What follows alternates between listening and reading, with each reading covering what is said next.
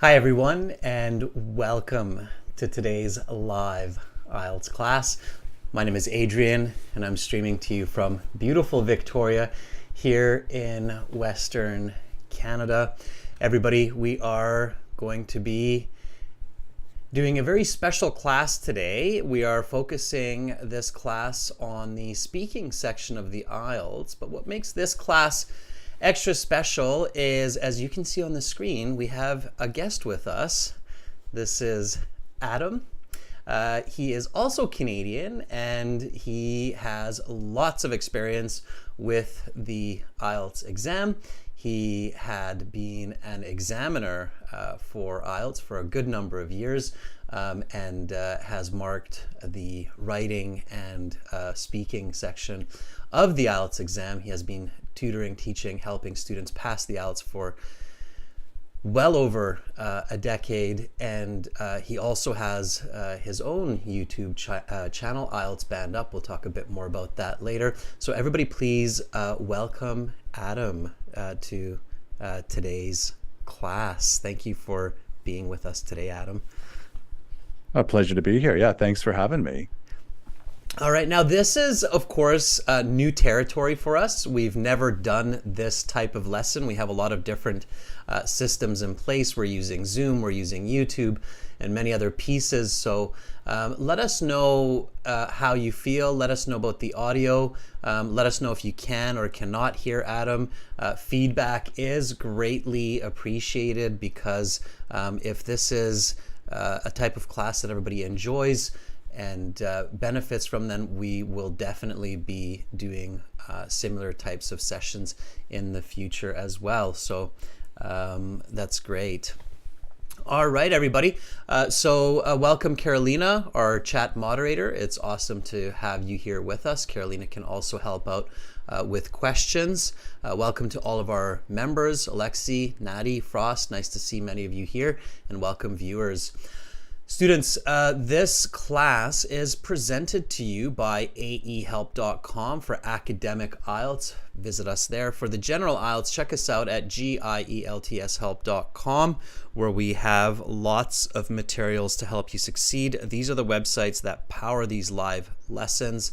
This is our academic IELTS website here at aehelp.com, and you can join by clicking that big red button that's just right above my head there. It's a one-time payment for lifetime access. We will use this website a little bit later on to speak with our viewers and give our viewers a chance to practice the speaking questions as well as ask questions from Adam and myself. I'm sure many of you have questions about the IELTS exam, how it works, what you need to say and do to get those higher band scores. There's, of course, a lot of confusing information online as well. So today we're here to help you learn the truth about IELTS and effective strategies. The general IELTS website for us looks like this. It's gieltshelp.com. Again, click this big red button there to join our premium IELTS package. And talking about the academic and the general IELTS here, I can help with a quick question that some newcomers to IELTS might have. Adam, is there any difference between the general and academic speaking interview? Absolutely none. Nothing, right? The listening and the speaking for general and for academic IELTS are the same. So students, whether you're on the academic or general IELTS website with us, the student partner speaking function here that we're going to use later today, it's the same for both. So you see students from either general or academic in that web page because the speaking's the same. The speaking's absolutely the same. Adam, is there any difference in so there's obviously no difference in the format, the questions for academic, general speaking. Is there any difference in the marking? Like if the examiner knows that, hey, that was a general IELTS student and not an academic one, do they mark it differently? Again, absolutely not. It's just short answer, but no, there's no differentiation whatsoever. Okay, so there you have it. So you don't get marked easier or harder whether you're general or academic in the speaking And that tends to make sense. Okay, so all of the strategies that we will discuss today for the speaking will apply to both academic and general IELTS students. All right, everybody. So, of course, we have apps. The apps will link to your web accounts. Check out Academic IELTS Help and General IELTS Help in your app stores under the More in the app. You can link those to your web accounts. Follow us on Instagram for vocabulary, schedules, IELTS_AE Help, GIELTS Help. And if you have questions for me, you can send me an email at adrian@aehelp.com and admin@aehelp.com. So that's how you can get a hold of me if you don't get your questions answered in this class about speaking. Adam, is it okay if I share your email as well with our viewers? Oh, absolutely. Yeah, sure. So if Yes. you have, so if you have a question, and as I say, Adam has worked for British Council, with British Council. He was doing the testing for how long, Adam, were you doing testing? Over 10 years, both the writing and the speaking. And I worked there as a IELTS coordinator actually for 5 years. Okay. May I ask, Adam, which British Council, because of course British Council has departments in just about every major city in a lot of countries. It was in Seoul, South Korea. Seoul, South Korea. Okay. Yeah. All right. British Council in Seoul, South Korea. And how often did they conduct IELTS exams? They do it, or when I did, they did it 4 times a month. So there'd be 3 Saturdays and 1 Thursday. 3 Saturdays and 1 Thursday. All right. Okay, so just jumping a little bit ahead here. Adam, could you... Oh, there it is. Yeah, I see it. Okay, we have Adam's email here. It's IELTSbandup@gmail.com. So if you have a question for Adam, you can use that email. Now, definitely pay attention. Watch this live lesson first, because you might have a chance to ask, and your questions could be answered at some point in the class. However, at the end, if you still have that question, you feel it's not answered, you can send Adam an email as well. Thank you for that, Adam, for that opportunity. All right, everybody. The schedule today, like I say, we have this very special class. We're spending 90 minutes to 2 hours on this class. We really want to give everybody a chance to, or as many people as possible, a chance to ask their questions, express themselves, get some insights into the IELTS while learning about the speaking section. Then 17th to the 20th, we will have no class. So no class tomorrow and Saturday. I know that's a bit unusual for us, but I will be traveling, so there's no class. So the next class will be next week, Tuesday on the 21st. That will be speaking part 1 at 15 o'clock Universal Standard Time, and then we'll have reading and task 2 the days following. So check those schedules on our YouTube community posts and in Instagram. This is one of the videos that we released recently about the reading section. Check that out when you have a chance. Thank you, Mal. I can see that you just said safe travels. Thank you for that. I appreciate it. So check out that video when you have a moment. All right, so let's meet Adam. Adam's been very patient with me introducing the class, and everybody, thank you, Adam. As we've been saying, Adam has worked directly for and with British Council as an examiner for the speaking and writing section for over 10 years. Welcome again, Adam.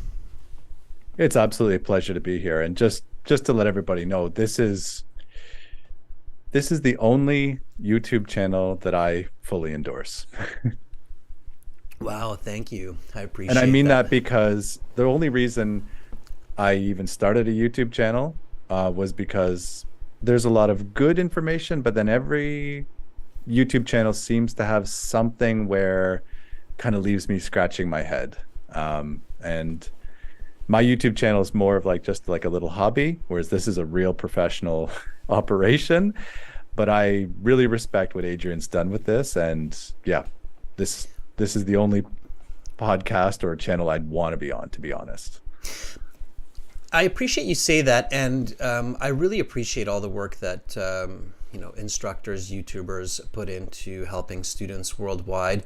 I do have to say that some content on YouTube can be a bit confusing for IELTS candidates, and the video that I actually just mentioned, that reading video that deals with one of these concepts of using skimming and scanning on the reading section to get high band scores, and we disagree with that.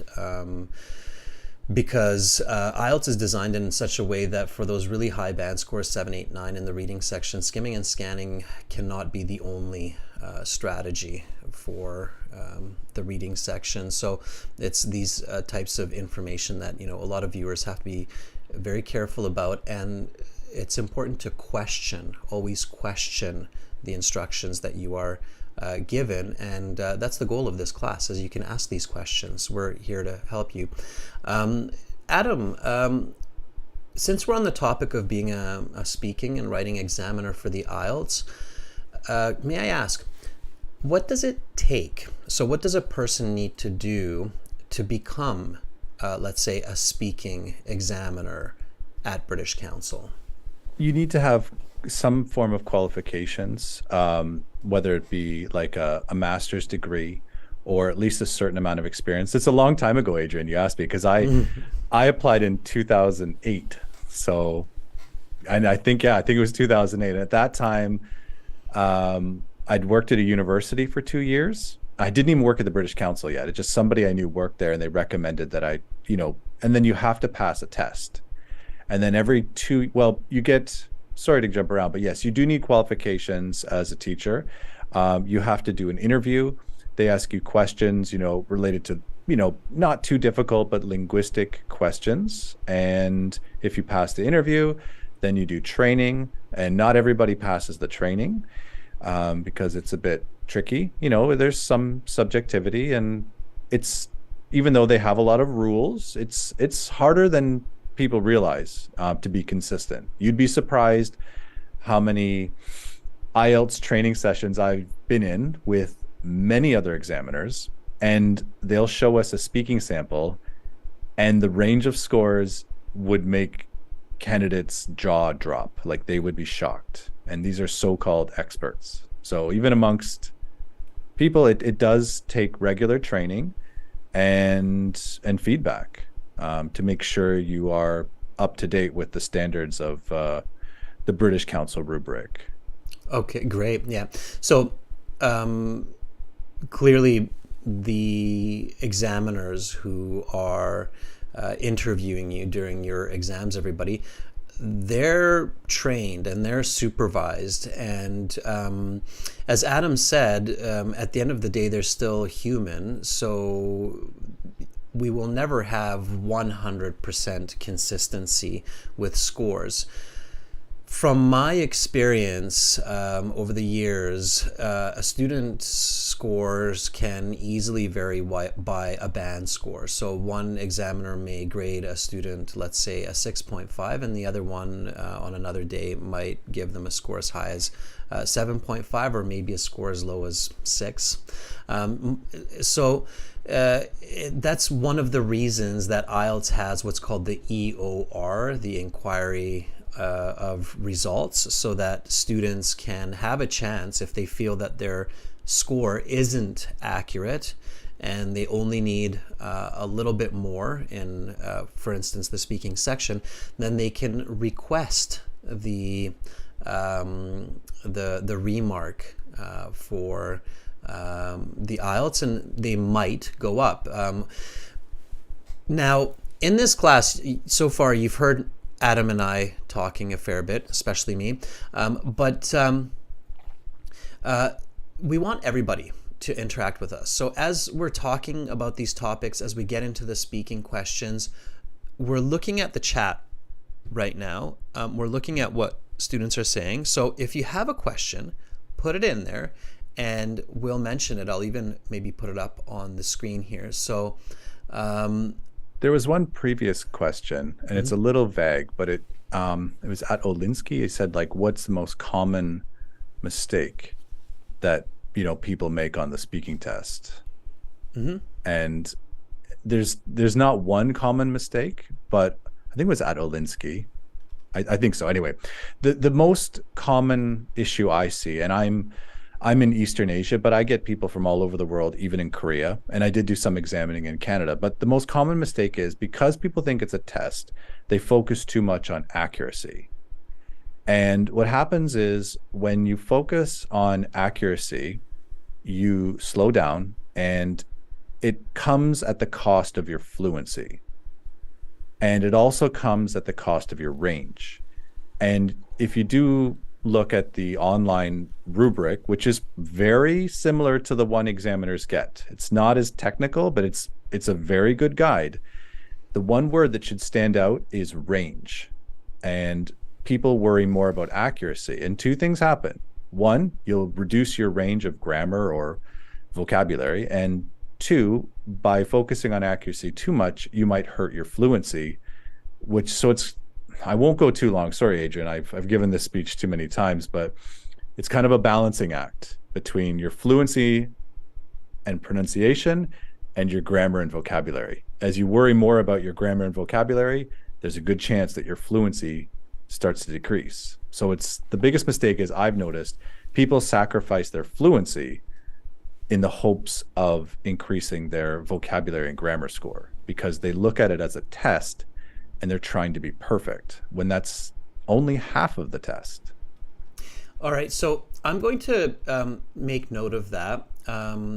To reiterate what Adam had just said, in his experience, the one of the most common mistakes, right, or arguably the most common mistake, is that the candidates are not able to balance their accuracy with their fluency and range of grammar and vocabulary. So that is absolutely important to pay attention to. You want your speech to be balanced, and you don't want to be so accurate that you're not speaking fluently or that you're not using enough grammar or vocabulary. So that was a big tip by Adam. Thank you for saying that. And I'm going to add a little bit to that with the strategies looking at the speaking section here. So today's speaking questions we'll do a little bit differently. We're going to look at them based on the tips and strategies and the answers that we're discussing in the class. So the tip here is do not focus so much on accuracy that you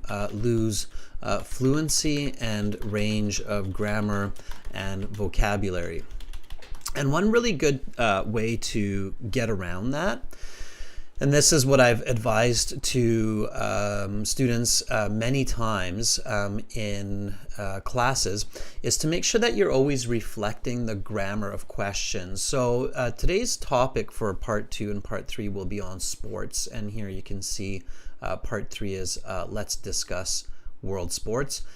So here we have this question: how has international sporting changed in the past several decades? Okay, so as soon as you hear that question, it's important that you recognize that this question is being asked in the present perfect form. Adam, can you ask that question for me just so I can give a sample response to everybody? Sure. And you're so how that was the The how has sorry, what international sporting changed in the oh past sorry, how has several... international sporting changed in the past several decades? Okay. So over the past 20 to 30 years, international athletics has become quite different, especially with the advancement of technology. The way games are played, the way they are moderated by referees, as well as the way they are broadcast through digital devices, has really been revolutionized. These days, I have been watching a lot of World Cup football on my phone. So, Adam, what do you Yes. think that answer would get if I were to give that as my answer in the IELTS exam? So just as a one-off. Um, Given your speed, like it would be definitely an 8. Because you used pretty good range, but the fluency, it's funny to say this to another native speaker, but your fluency and your linking of sounds, like 7.5 or 8. Mm-hmm. Because you did try to speak deliberately, and I think you did it for the audience to make sure you were, easily understood. I would have picked up on a little bit of lack of linking between words and just a little bit not the most natural fluency. Mm-hmm. So yeah, that's what I'd say, between 7.5 or 8 okay. for that.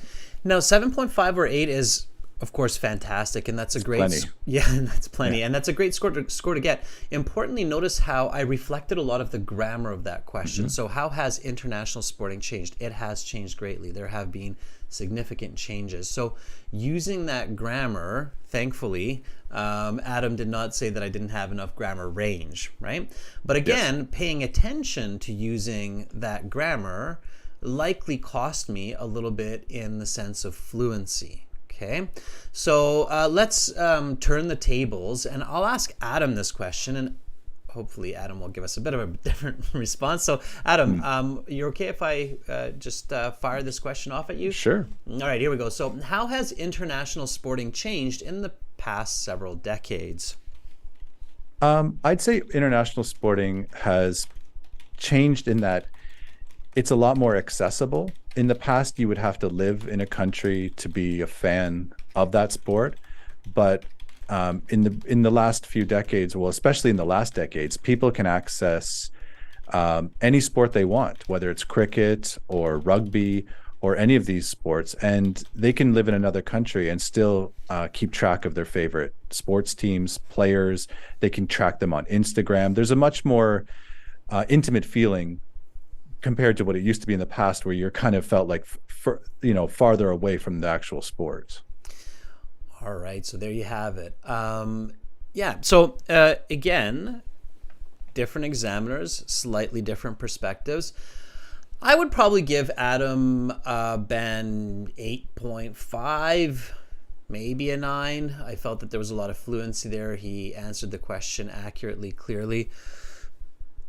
I would have liked to have seen maybe an example in there, or perhaps I might have interrupted him. I kind of felt like the answer was going a bit long. But of course, it's important, students, to understand that we're just looking at one question here. And the mark is not from one question, it's taken from the whole. So we're going to jump back a little bit, but again, this is in relation to that tip that we were talking on, that question from Alexi that Adam was answering. Can I say one thing, Adrian? You touched on something absolutely perfect. Like when I'm teaching students online, and it's not self-promotion, but everybody, like if your goal is a 6, there's many times when people will show that they'll show an example with their own voice that they're a 7, right? But it's the average overall.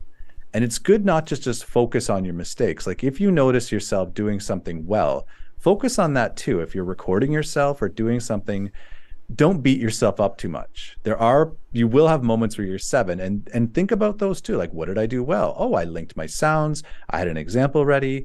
I used a good phrasal verb, something like that. So again, be positive when you're kind of evaluating yourself, because of course you need to improve, but everybody has moments on the speaking test or when they're practicing when they are above what they're going for. And it's just, I'm really glad you said that. Mm-hmm. Mm-hmm. Absolutely. All right. So a little bit more about Adam, and then again, we're looking for questions. So if you have more questions, put them in the chat. Carolina, I see Chen's in here now too. If you see an interesting question, especially if it's related to the speaking section, let us know, and we'll be looking for those. Now, Adam touched on this briefly, and Adam does have opportunities to train students. So if you're tired of me and you want a different perspective, and it's good to get different perspectives, I highly recommend it, then you can again contact Adam. You can even book a private session with him. 2 hours with Adam is $75. Adam does 2-hour lessons because he feels that's the minimum required to really get value from that teaching, that private session.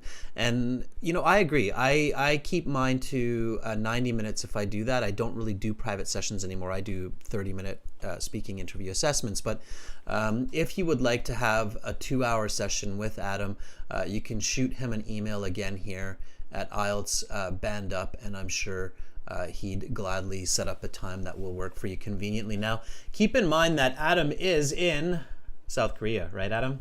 That's correct. Yeah, I'm in Victoria. Adam and I right now are on the other sides of the planet. So I'm just about waiting for the sun to rise. It's past my bedtime. Yeah, it's sunrise here, and Adam's waiting to get to bed. It's nighttime for him. So we're at the opposite ends of the day.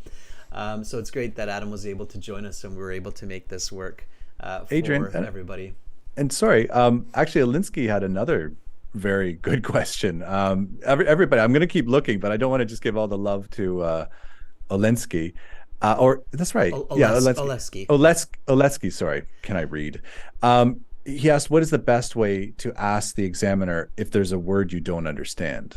Mm-hmm. And I'm sure, anyway, basically you just have to focus on the word. So like, I'm just trying to think of an example, like if the word, like if there was a question that said something like, how could people better collaborate together? Then you as the candidate, you could say, oh, what does collaborate mean? And the examiner would say, oh, it means like work together. Mm-hmm. And is the examiner allowed to define a word for the candidate? Yes. I did not know that. I thought that they were not. So see, not everybody has all the information. And in that case, like if I were to ask the examiner, what does collaborate mean? Will the examiner always explain that, or will they sometimes just jump to the next question? They will explain it, but there's always a but with everything. I've seen every strategy you can imagine, Adrian, for people to try and trick the test. So while that is a rule, and some people find out about it, they will try to stall, you know what I mean? Like get more time to think, but you're still not speaking. And a big part of the rubric is the candidate is willing to talk or has the vocab. And the other thing, again, I can tangent or go into many different areas, but people don't realize, like if you do that too much, it'll affect your fluency score and your vocabulary score, not just one part. So yeah, you can do it, and yes, you are allowed, and yes, the examiner will always explain it, but you have a clock, and if you're not talking, you're hurting your exam score if you do it too much. Okay, so that's the caveat or the danger of doing that, is that you can ask, they will explain, but that's going to cost you fluency and possibly coherence or clarity, natural because you only have so much time, right, to show what you can do, right? Absolutely. Yeah. And it's about using the time wisely, and that's very important for speaking part 2, which we're going to get into in a moment. I'm just finishing up the example here. So it's a good point. See, Adam, I didn't know that. To my best knowledge, the examiners would not explain words. Also, I know that in relation to this, a lot of students wonder if you can ask the examiner to ask the question a different way. So like, for instance, that question that we looked at, what are ways that international sporting events have changed over the past few decades? If I don't clearly understand the question that way, and I say to the examiner, I'm sorry, I'm not 100% sure what you're asking me. Can you ask me that in a different way? What can I expect? Only for part 3, you can do that. Okay. So for an examiner, everything is, well, you can ask what a specific word means for part 1 and part 2, but absolutely not. You can't, like, especially part 1, you can't ask the examiner to rephrase the question. They can explain one word. There's a lot of technicalities. They can explain one word if the candidate specifically asks, what does X mean? But there's no rephrasing. However, part 3, we are, or I guess I was trained to, like, even if the student is quiet, right? You kind of give them about 5 seconds, and then you use your sense and like, okay, well, let me reword this in an easier way. But examiners are trained to be pretty good with that. They kind of know your level. And again, I try not to take up too much time talking, Adrian. Sorry, but No, take all the time you need, Adam. What I happens think is students like love it. So yeah, no, take all the time you need, Adam, the please. examiners, the first part of the exam, I'll just say in a nutshell, the first part of the exam, part one, doesn't matter at all for your final score. All it's doing is getting a sense, and it's there to get you comfortable. Part two is when the examiner is locked in, because that's where they can really see how well you use connecting words, your range, your fluency. And based on your part two, the part three questions change. That's why part three questions that you find online, they vary so much because it's basically candidates who have done the test and then they share their, questions that they got. But the part three questions are very flexible and the topics will be similar, but the wording can be really different. So if you have a low level candidate, like let's look at Adrian's example. So he said, in your opinion, the first question on the part three, in your opinion, what are some of the most popular team sports in the world and why? And I asked that question and the student is quiet or they don't understand. Well, now, first of all, I would have had the sense before, probably, right? If their part two answer is really short. So I would take that question and say, do people like sports all around the world? Like I would make it a yes, no question. And then the student would say yes. And I go, okay, well, and this is for low level. And I'd say, well, why is that? So if you get an examiner asking you yes, no questions in part three, I'm sorry to say it's not a good sign. You're probably 4 or 5. Because the examiner has like a kind of, I don't want to say sized you up, but they've assessed you and they think, okay, I've got to make things easier. So usually the examiner will do it for you. But in part three, sorry for the long answer, Adrian, but in part three, you can either be quiet and look confused or just, simply say, I'm not sure what you mean. Mm-hmm. Yeah. So if the examiner in part three is starting to ask you some closed questions where you answer, yes, I do, no, I don't. And then why? Yeah. And then why? It's not a good sign. Yeah. So it's not a good sign when the examiner asking you yes and no in part three. Yeah. And, Adam said or made a very good point there. So Adam said, in part one, the examiner's not really marking you. And if I'm not mistaken, what Adam means here is that whether you get a band 5 or a 7 or a 9 will depend mostly, if almost not entirely, directly on your part 2, part 3 response. And this is why I've emphasized in past part 2 speaking classes so much that it's very important to choose a clever answer for part 2 so that you can talk fluently about it, you can talk in detail about it, and you can use a good range of vocabulary, and you can talk about it in a well-structured, coherent way. So you have to choose wisely what you answer in part 2, because that will also set the foundation for your part 3 ideas. Now, having said that, students, it's very important that everybody understands that speaking part 1, we didn't say it's not important, we just said that that's not going to define your mark. Okay, speaking part 1 is very important because that's when you need to get comfortable for part 2 and part 3.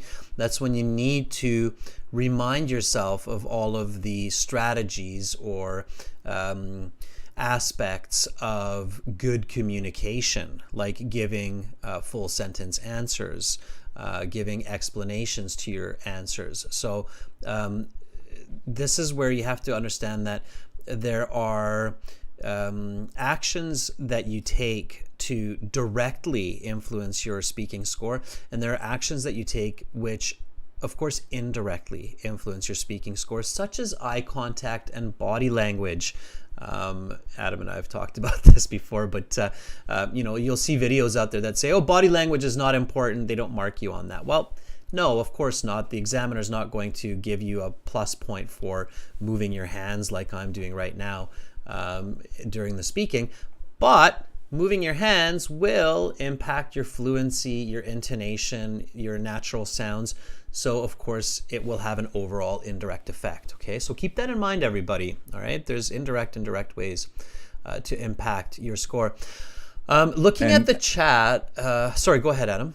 And Adrian would know well about this because Adrian has a background in psychology. And in layman's terms, I remember one of my favorite footballers, they used to ask him, why do you always wear like a really expensive, beautiful suit before the football game?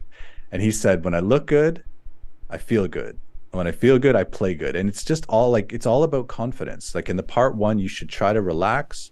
And if you do find part one questions online, I always tell students, like, you don't have to practice or memorize anything. Look for the ones that are strange. There's always some strange part one questions. Like I remember questions like about plants, and it seems normal, but like one of the questions I specifically remember was, do you like plastic plants? And I'm just like, even I don't know what I would say to that, right? And that if I was a student, I'd look for those questions that are strange and then, plan for those. You don't have to plan for them all, but look for the strange ones is what I'm saying. That's a very good tip, to make sure that you practice topics that are not in your comfort zone. So if you are into computers and you can talk a lot about computers and you are doing computer engineering in university, don't practice speaking questions on computers, because most likely you will do just fine if you get those questions, if you're lucky enough. But let's say that you don't have much idea about art. That's the one that I always get students with, Adam, is talk about art, talk about a famous painting that you have seen, and people are like, I don't go to art museums, I don't do art. That's exactly what you want to practice, are those kinds of questions, because those will catch you off guard, and those are the ones that can really be challenging and stressful in the speaking section. Kevin Bowie is in the chat, and Kevin's been very, very curious about this, and we're going to look at speaking part 2 here in just a moment, everybody. Kevin Bowie is asking this question in the chat, and it's a good question. I think a lot of students have this. I'm going to put it at the top of the screen here for everybody. So Kevin is asking, I would love to ask this question. For the speaking test, is it true that candidates score better when they start their speech in part 2 with a lead-in sentence? And what Kevin is asking is with the broad topic and the question, rather than answering the question directly. So what Kevin means here, and this is very common because there's so many YouTube videos on this, is here we have our speaking part 2 cue card for the day, and this one that we're looking at says, talk about sports equipment that you own. So what a lot of IELTS experts, quote unquote, will say is that it's a good idea to start your answer like this. Well, there are lots of different sports equipment that I have purchased, such as baseball bat, hockey stick, and basketball. But the one I would like to talk about today is my tennis racket. So that would be the kind of general lead-in to the response that I think Kevin is referring to. Kevin, if I'm not on the right page here, or if you don't agree with me, let me know in the chat. But I have a feeling this is what you mean, because this is what a lot of people do. And of course, the other approach is to be just a lot more direct. So a piece of sports equipment that I had bought 2 years ago is a floor hockey stick from Kirby Sports, which I use each week when I play at a local gym with my friends.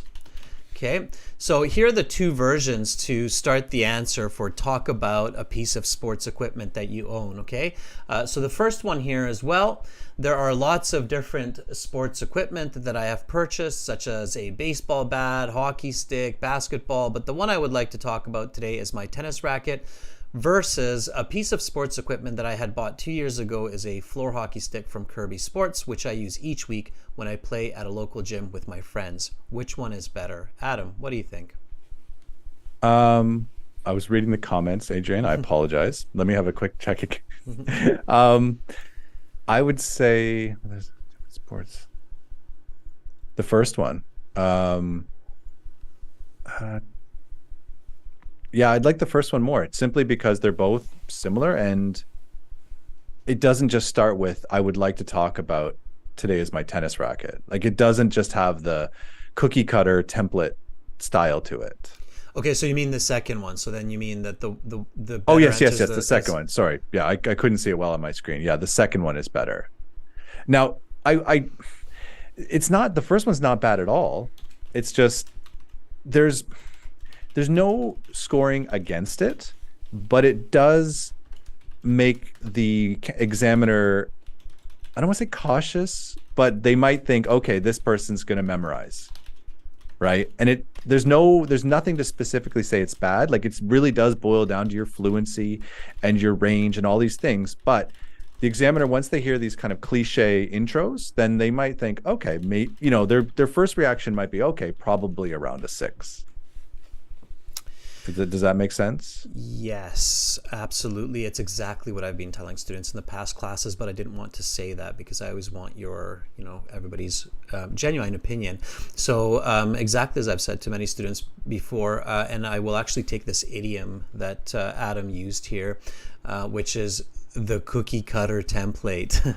And this is an idiom. Cookie cutter is a special shape or a form, like a star, for example, or a circle that you use to cut cookies. And a cookie cutter basically means a template. Okay. Generally, examiners do not like to hear templates.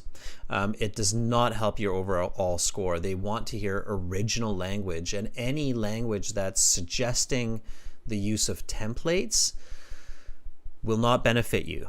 Absolutely. So the problem with these leading expressions is that they absolutely sound like templates. So as Adam said, you might not be losing marks because of that directly. So again, we get into this direct, indirect.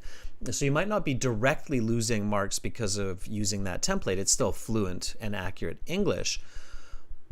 But you're losing valuable time that you could invest into good original language with good vocabulary and grammatical range. And now you've lost that time using that template. Am I correct in saying this? Absolutely. And it's not just for speaking, right? Not to go off on writing, but when I used to sit down in front of 100 essays to check for the day, there are shortcuts. And once you start reading the cookie cutter, there's that idiom again, introduction, you do make sure that they've put their opinion or thesis in the introduction, but then you're like, okay, whatever. And then you jump into the body, because that's where the real writing is, right? And same with these intro statements. People think it's the magic, the magic bullet, but I should stop using like magic recipe for magic recipe, or just like this, score, yeah. Like this one thing. But there's actually I don't want to get too technical because it doesn't really matter, but there's a weird thing in the actual examiner rubric where they actually state like memorized language. And I've always asked them every time I do training, how can you know what memorized language is, right? And they never have a good answer. But I always love to ask each trainer, because they say, well, you kind of know. And I'm like, do we? Because isn't all language kind of memorized, right? When you get right down to it, like we memorize languages in chunks, not to get into the weeds. But anyway, there is definitely parts where you're not supposed to count memorized language for both the writing and the speaking, but that's a very gray area. And yeah, that's a topic maybe in of itself. Yeah, no, and Adam, I mean that's great information, because at the end of the day, of course, we memorize language. That's what we that's how are. we learn it. That's Yeah. what humans are. We memorize information and then we use that information. It's using that information naturally. Okay, and so when I think about, examiner, and what does it mean to listen for that memorized language that's wasting time and not getting scores, how do I identify that? Okay, so as the examiner, that's my question, right? So how do I identify that memorized language? And there's basically two criteria that I'm listening for to decide whether or not that was memorized language. So the question here is it memorized language? It's not easy to be an examiner, everybody. Is it memorized language? The criteria that I'm listening for is A, yes, if it is out of context. So, for instance, a lot of students will use that idiom "over the moon," which means very, very, very happy, or very excited, very ecstatic. And if it sounds really out of context, so for instance, I say, what is your hobby? And you tell me, well, I'm over the moon that you asked me that question. I'm kind of like, really? You're over the moon that I asked you about your hobby? That's a bit strange. So that's out of context, okay? If I say, what was the happiest day in your life? And you tell me, well, I was over the moon when my fiance asked me for my hand in marriage, then I would say, that's great. That's very much in context. It's fine. Even if it is memorized, it's memorized and used correctly, right? So it's in context. So that's one. The other one that I listen for, B, is yes, if it is way overused.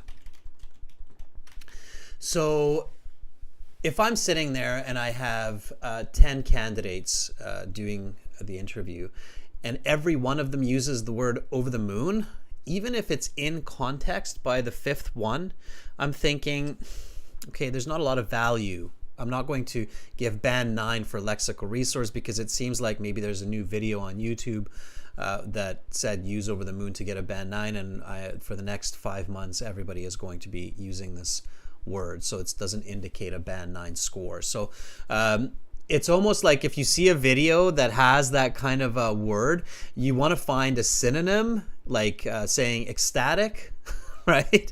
And then use that, because that will surprise the examiner. They'll, oh, this person actually says I was ecstatic when my fiance asked me for my hand in marriage, and they didn't say "over the moon." So it's kind of like go against the popular opinion at that time. So if you see a video on YouTube that says use these 5 words to get a band 9, find yourself some synonyms and use those words. It'll be refreshing for the examiner. Would you agree with that, Adam?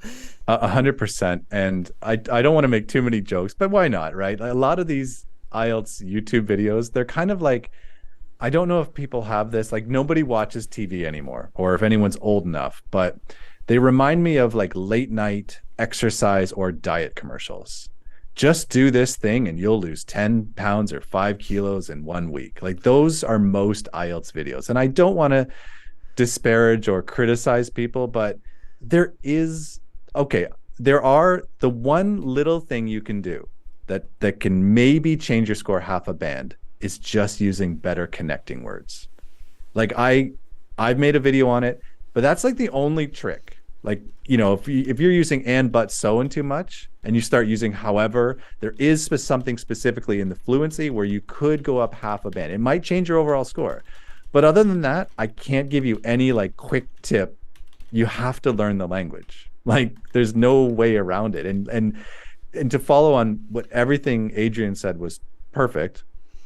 The other way you could get around of using cliche idioms is if you paraphrase.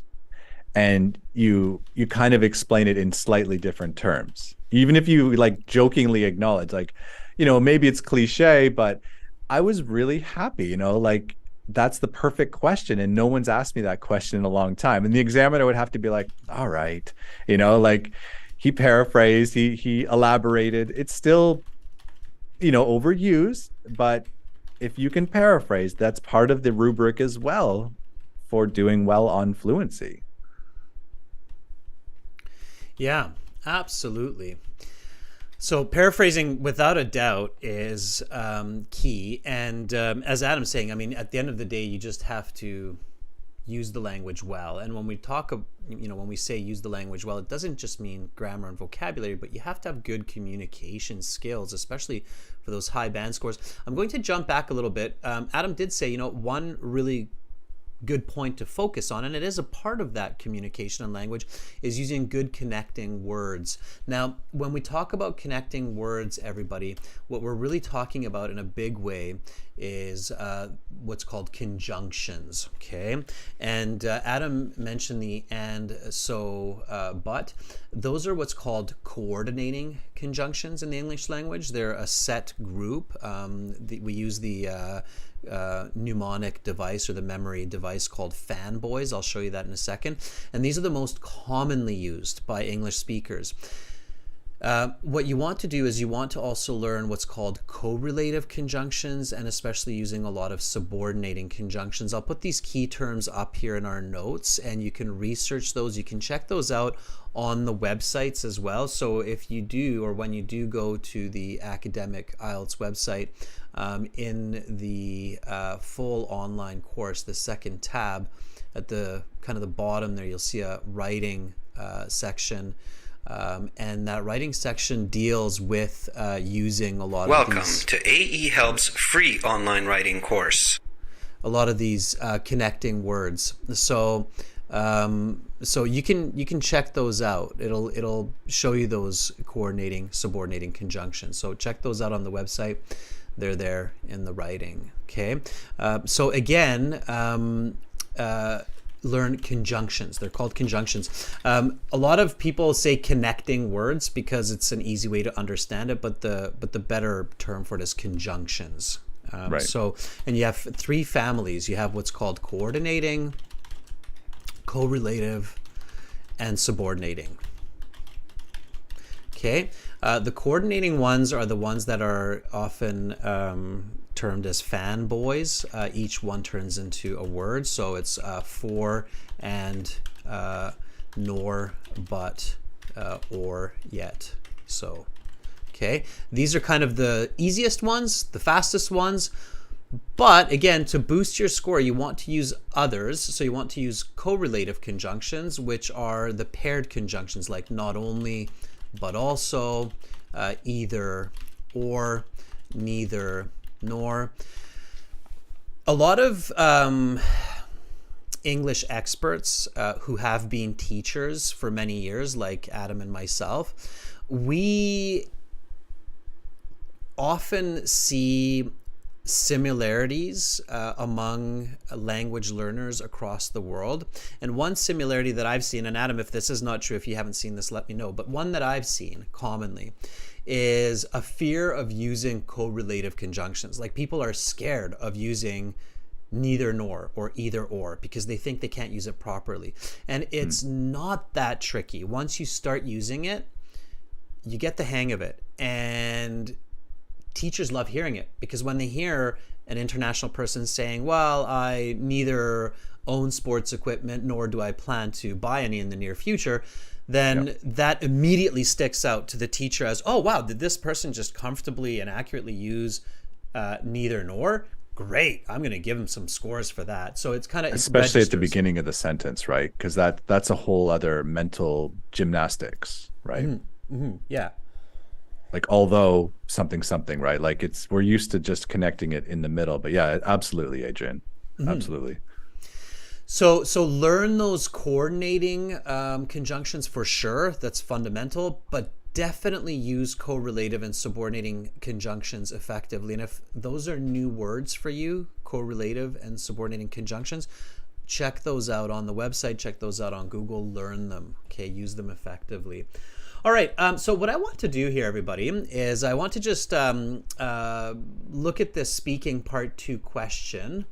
And instead of doing what we usually do, where we plan and go step by step through the notes and each piece of the answer, we're going to be a little bit faster. We want this to be a little bit more interactive. So what we're going to do in this case is I'm just going to give a 1 to 2 minute response to this cue card, which will be a fairly high level response. Adam can analyze my answer. We'll get Adam to analyze it after. And then we'll give a chance to everybody else to practice as well. So we'll start to interact with our students. We'll use the website to take volunteers. We'll show you how to do that in a few moments here after we go through this part 2. So pay attention to this part 2 and this part 2 response. And then think about how you can answer this part 2 question. Plan it out. Think about your answer, because like I say, in a few minutes, you will have a chance to volunteer. Does that sound good, everybody? Yeah, you can give us some thumbs up in the chat there if that sounds like a good plan. So Adam will test me on part 2, and then we'll open it up for questions, and we'll give everybody a chance to practice this part 2. How does that sound?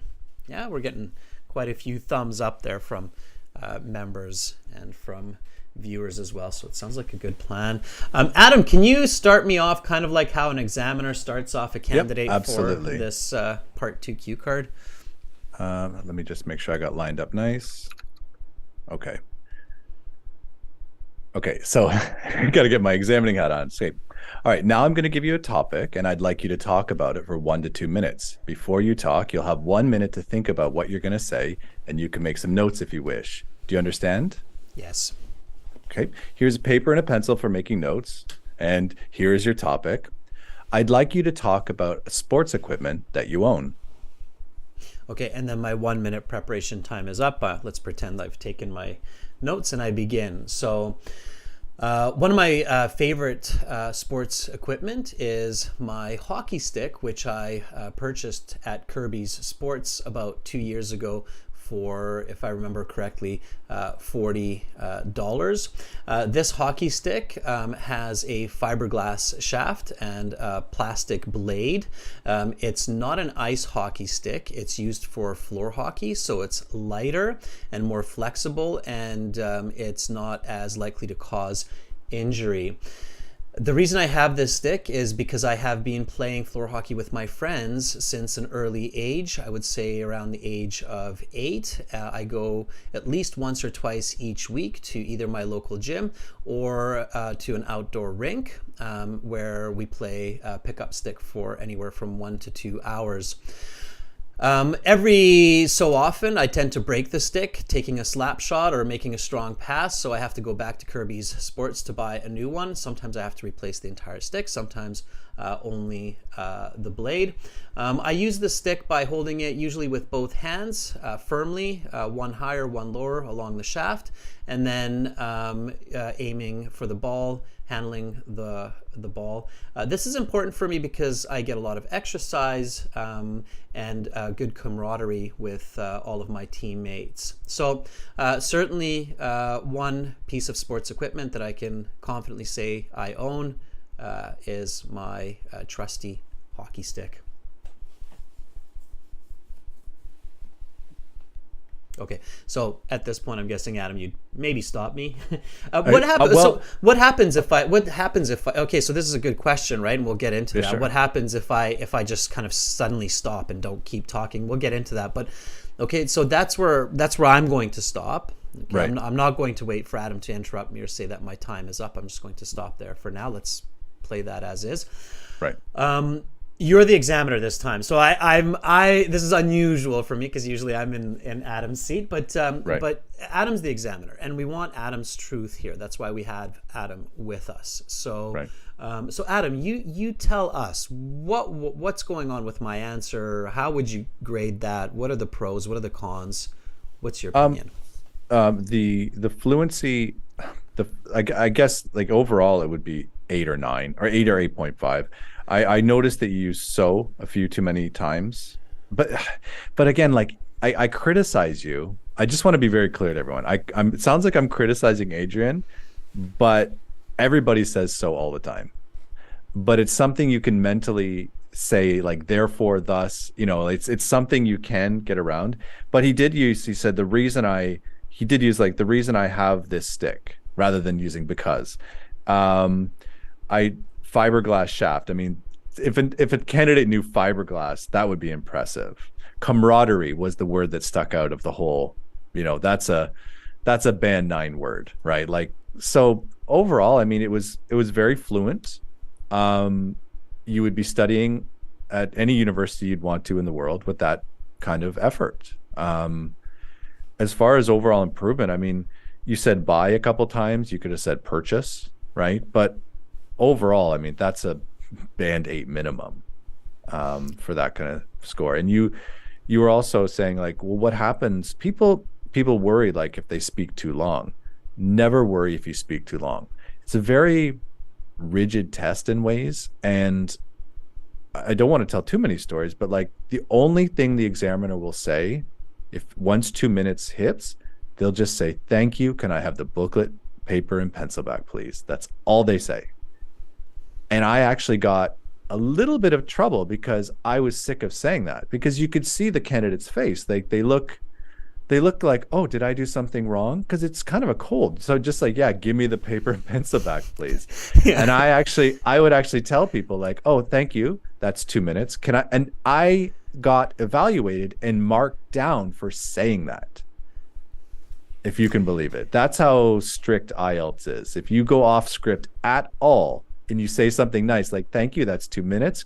That little sentence got me like -1 point for procedure when they evaluated me. So yeah, I don't miss working for them is another point. I love helping people. Fair enough. I mean, yes, because as Adam said, a lot of IELTS examiners were also teachers. And as teachers, we empathize with people learning another language, especially since many teachers of English also learn other languages. So I have learned other languages. I speak Japanese at a conversational level. Adam speaks Korean, if I'm not mistaken, fairly well. So we know what it's like to be on the other end of that table. And it doesn't feel nice to interrupt candidates and to be so strict with them, but that is the instructions that IELTS examiners have. And as Adam said, there's a very set script. So IELTS examiners are basically supposed to say the same sentences to every candidate. They're not supposed to go off script, and they get graded and they can lose their jobs, or they can get sent back to training. They can lose contracts, they can lose money. So it's not just strict for the candidates, but also very strict for the examiners. Keep that in mind. And that's why I always tell candidates, don't worry about the mood of the examiner or what the examiner says. They're not doing it because they're trying to be mean. They're doing it because it's the way they're instructed to conduct the exam. So thank you, Adam, for that assessment. But that said, I always encourage people, this is a larger audience than I have ever had. If your examiner is going out of their way to be a little bit just cold or rude, I encourage people to complain.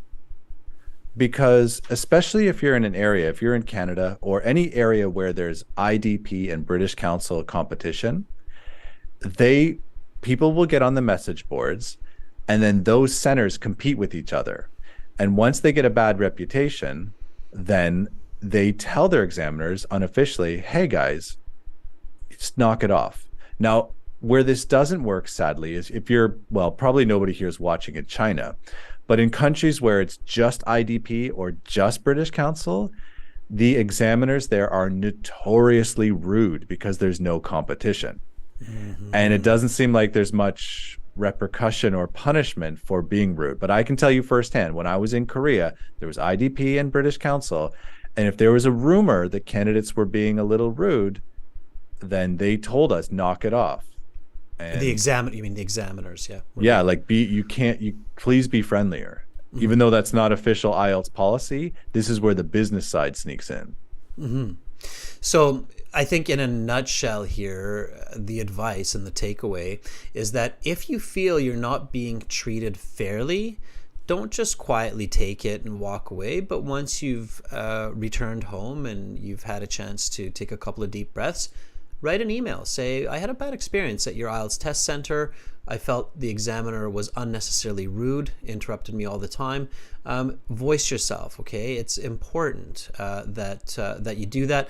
The IELTS is supervised, so there's everybody has a boss, and it is a business, and they do want to make sure that it's not that it's professional and that it's not unnecessarily painful for candidates. So that's a good tip. And and even though, like, I'm not trying to be a hero, Adrian, even though I kind of hated doing IELTS for the last 8 years, not hated, but it's not fun. Like, I'd rather teach. It gives me so much energy. Like, it's midnight now. I should have been in bed 2 hours ago, and I could do this for 4 more hours because it's fun. This is a great audience.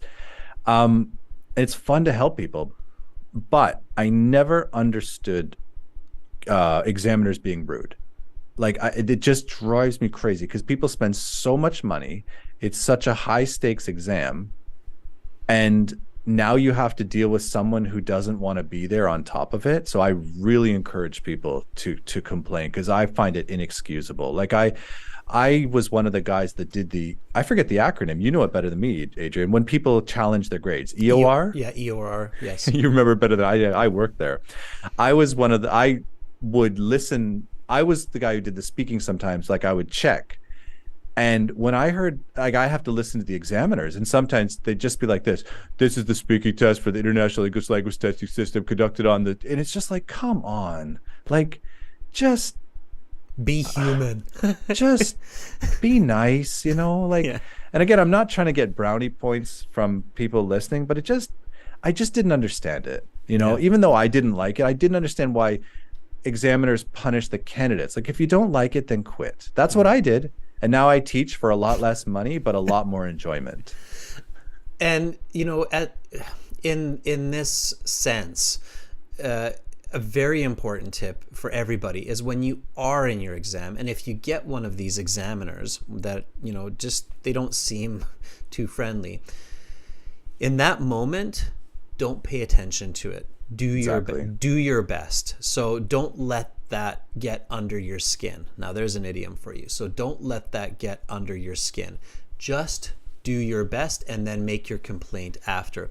You can also get the opposite. Here's an interesting one, Adam, and I've seen this and I've heard it from candidates as well, where the examiner is overly friendly because they've seen a lot of this, and so they say, okay, enough is enough. I don't care if I get fired or if I get reprimanded by my supervisor. I'm just going to be really friendly and kind of smile and really make the candidates feel comfortable.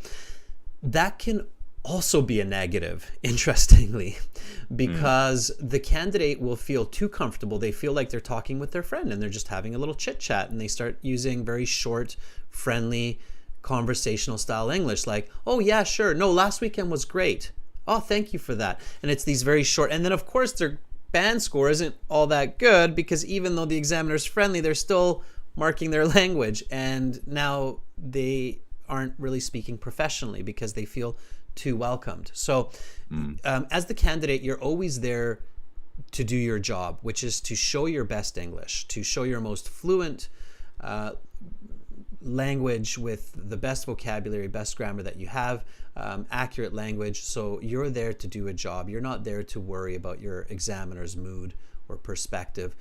Whatever that may be, you can deal with it later once the exam is don't over. make excuses for yourself. Yeah, exactly. Before you, Exactly. Okay, so getting back to the point here, let's take some volunteers for this Part 2 cue card. And what we'll do something kind of fun. So we'll take volunteers to practice Part 2 with us, to ask some questions, and then Adam and I will independently give you feedback as much as possible. So we'll do our best to kind of ignore each other's comments, and you'll get an idea of how two different examiners might mark the same person. How does that sound? That sounds like a bit of fun, I think, right? So to do this, students, we're going to do it as usual through our website because that's where we can interact. Now, again, we've got a lot of systems in place here with Zoom, YouTube, the website, so be patient. We'll do our best to make it run smoothly. Go to the website, go to aehelp.com. Carolina or Chen can put the instructions in the chat for you, so follow their instructions, okay, for volunteering. Pay attention to your peers. A lot of the comments, the mistakes, they're common among people. So again, on the website, if you're new to the website, aehelp.com, you can join the Premium IELTS by clicking this big red button there. Again, it's a one-time payment. It's lifetime access. Then you're in your My Student account. And in your My Student account, you've got a lot of goodies. You've got computer-based practice tests, full online course, and then you have this student partner speaking here.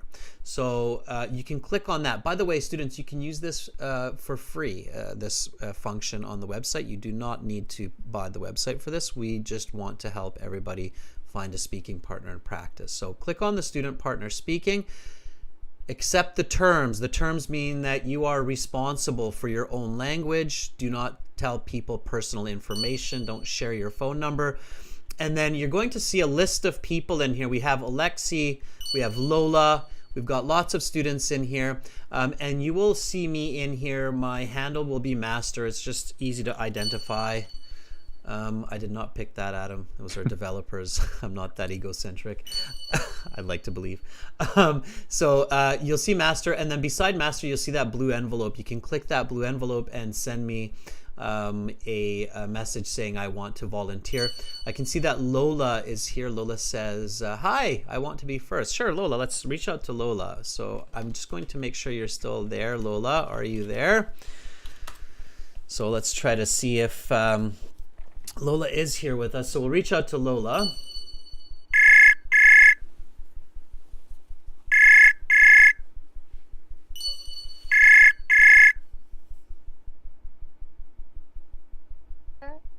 Hi, Lola. Hi, how are you? Can you hear me? I can hear you loud and clear. Adam, can you hear Lola? I cannot. You cannot hear Lola. Okay. Oh, You should. Can everybody else hear Lola in the chat? I can hear you, Lola, through the website. How about I turn my, maybe if I turn the YouTube on and the Skype off. Let's try that. Let me try that. what will we do? Okay, One no, sec. we'll check Hold it on. out here. I think No, you no, should hold be on. able I to think I get. should. Yeah, you should be able to get audio through both Zoom and through YouTube here, as Yep, long should as. be. Okay, Lola. In the meantime, can you tell us where you're calling from, why you're taking IELTS for all of our newcomers? Okay, hello everybody. I'm from Uzbekistan and from the capital city of Uzbekistan, which is Tashkent. I can hear, by the way. Test to get into the University of Journalism. University for Journalism. Yeah, so Ah. definitely want some good English skills for that, right, Lola? Yeah, Okay. The world listens in English, right? So, okay, Lola, that's great. Thank you for volunteering and being courageous. Lola, let's do this part 2. Okay. Okay. All I want you to do is just give us an answer. I will start you off for this part 2. You're going to see the questions on the board there in just a moment. I will start you off. Give a nice response to the best of your ability, and then we'll talk about what you said, and then you can ask us questions about part 2 as well. Does that sound good? Yeah. Yes, Okay. good. All right, Lola, then here we go. So I will show you some questions. You will have 1 minute to think about your answers, and then you will have 1 to 2 minutes to speak. Talk about sports equipment you own. Your 1 minute preparation time is up. Please begin speaking. Okay, the sport item I own is a bike. It doesn't have wheels. Instead of them, it has two connected metal with it.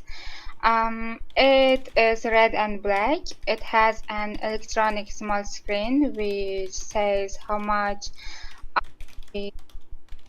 calories and how much kilometers I run. From my dad, and I had been dreaming about it to have since I saw it on TV as advertisement, but it was too expensive, about $250.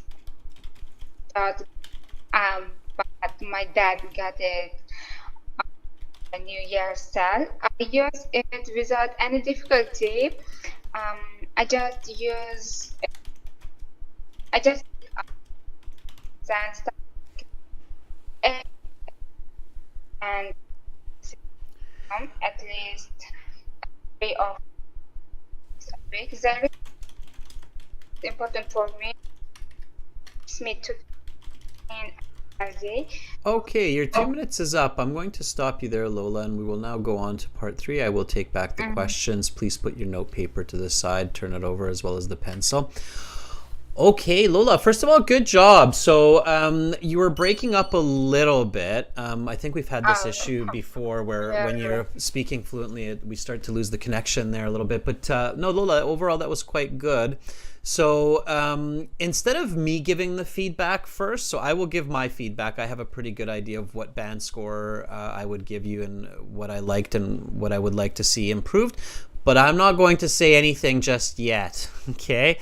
I will let Adam give his opinion first. So Adam, objectively, what do you think about Lola's answer? What would you grade her as a band score? Give us your thoughts, please. Well, I apologize. The sound wasn't perfect on my end, but I caught most of it. Was it 2 minutes, Adrian? It was roughly, and it was really cutting out, so I figured we'd stop there, but it was roughly. Then I must have missed something.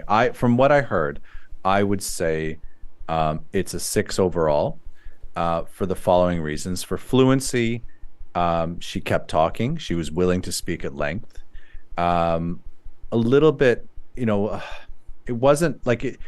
It's almost a 7. That's the funny thing, right? It's almost a 7 because when you get up to a band 7 for fluency, 7 is without noticeable effort, and it felt like there was effort. Okay, so I wouldn't give her a 7 for fluency. Next, we go on to lexical resource, which is she used enough vocabulary to talk about the topics at length, but there were no like really great collocations. Like she mentioned metal, but again, maybe that was my connection, but it wasn't quite enough for a 7. So there's like low 6 and high 6, but like the lexical or the vocabulary resource was enough for a 6 for sure, not quite enough for a 7. To improve that, just again, I couldn't catch everything, but like a few more, like a little better range is what I want to say. Few grammatical errors, but again, the simple sentences were well controlled. But like how much kilometers I run instead of how many kilometers. So like countable or uncountable, that kind of thing. I don't want to go in too much detail. So overall, the range of grammar wasn't that big, or I have been dreaming to have. This also comes into pronunciation. Like this is the one thing I really wanted to focus on. So that's why I saved it last, is the pronunciation. Like she started like, the one thing I want is a bike, right? But if you were saying it fluently, it should be the one thing I want is a bike. It's not is a bike, it's is a bike. And this final consonant sound with the next vowel sound, this is something I really try to push people to be aware of. And it helps your speaking and also helps your listening, because there's a lot of linking in every language that you just don't think about it. So is a bike, or I have been rather than I've been. Like using contractions instead of I have, you should say I've, and that will help your pronunciation score. So 6 overall, but very close to a 6.5. The places where I tell my students like we're a nice examiner, like maybe he had a really good lunch or he or she. That, yeah. The one thing, the areas where you might get 7 for me would be like maybe fluency and also maybe pronunciation, because you were very clear and your accent's great. Like there was no difficulty understanding you, but I just felt like there wasn't enough linking or not enough emphasis. And you don't have to be an actor, but if you could be a little bit of an actor and emphasize certain, like, oh, I really loved it. I was just dreaming about this bike. Like just a little bit of, personality, it does matter. And it's if it's not your personality to do that naturally, I'm sorry, but it absolutely helps, right? Yeah, I've said that in the past, Adam, where I say, emphasize it a bit.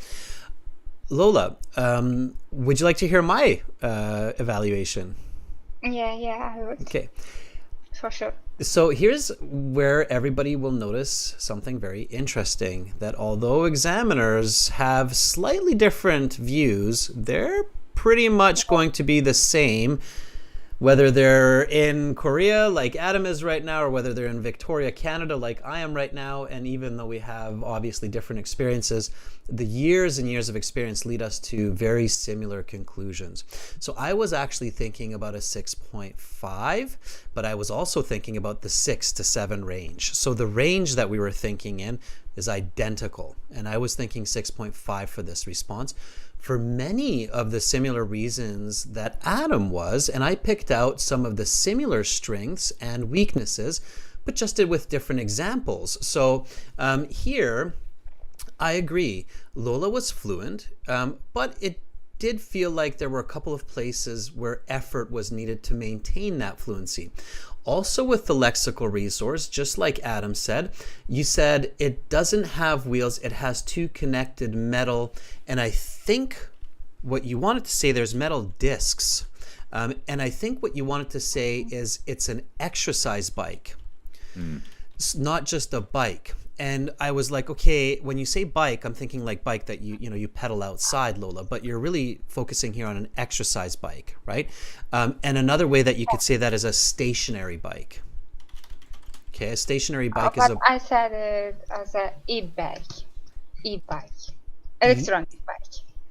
Right. So see, we're having a little bit of an issue having that clarity, right? And when you say that topic, everybody, you want to be super clear on what that item is that you're talking about. Now, not just that, Lola. So I'm not just basing that on that. I'm basing it on a few other key points here. So notice how Adam caught the how much kilometers instead of how many kilometers.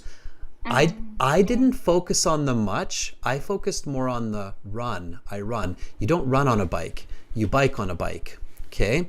So running is, we do it on our feet. So for me, that was an incorrect vocabulary and context, right? So we picked out different samples, but the same concepts of it, right? And so you had some really nice language features for sure, where you had some very nice fluency. Like I liked the part where you said, I use it at least once or twice each week. So it was a nice kind of visual communication with good fluency, good contextual English.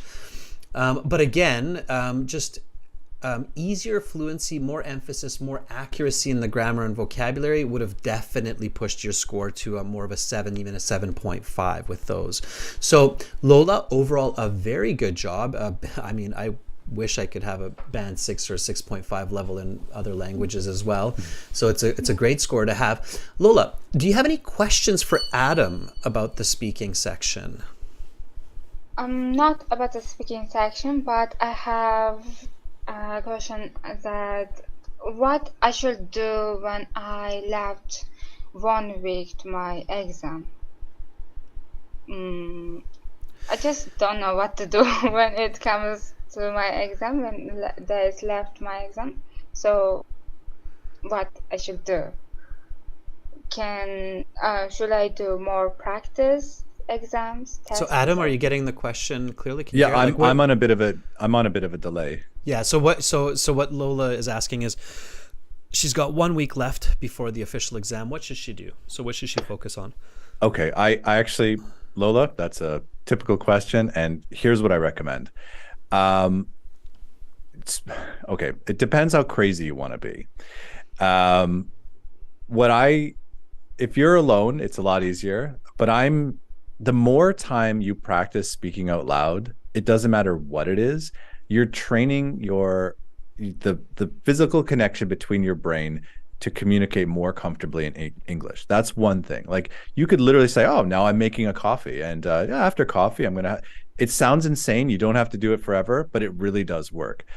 But to be specific about topics, go through, like, I'm sure every country has a list of, like, bootlegged or questions.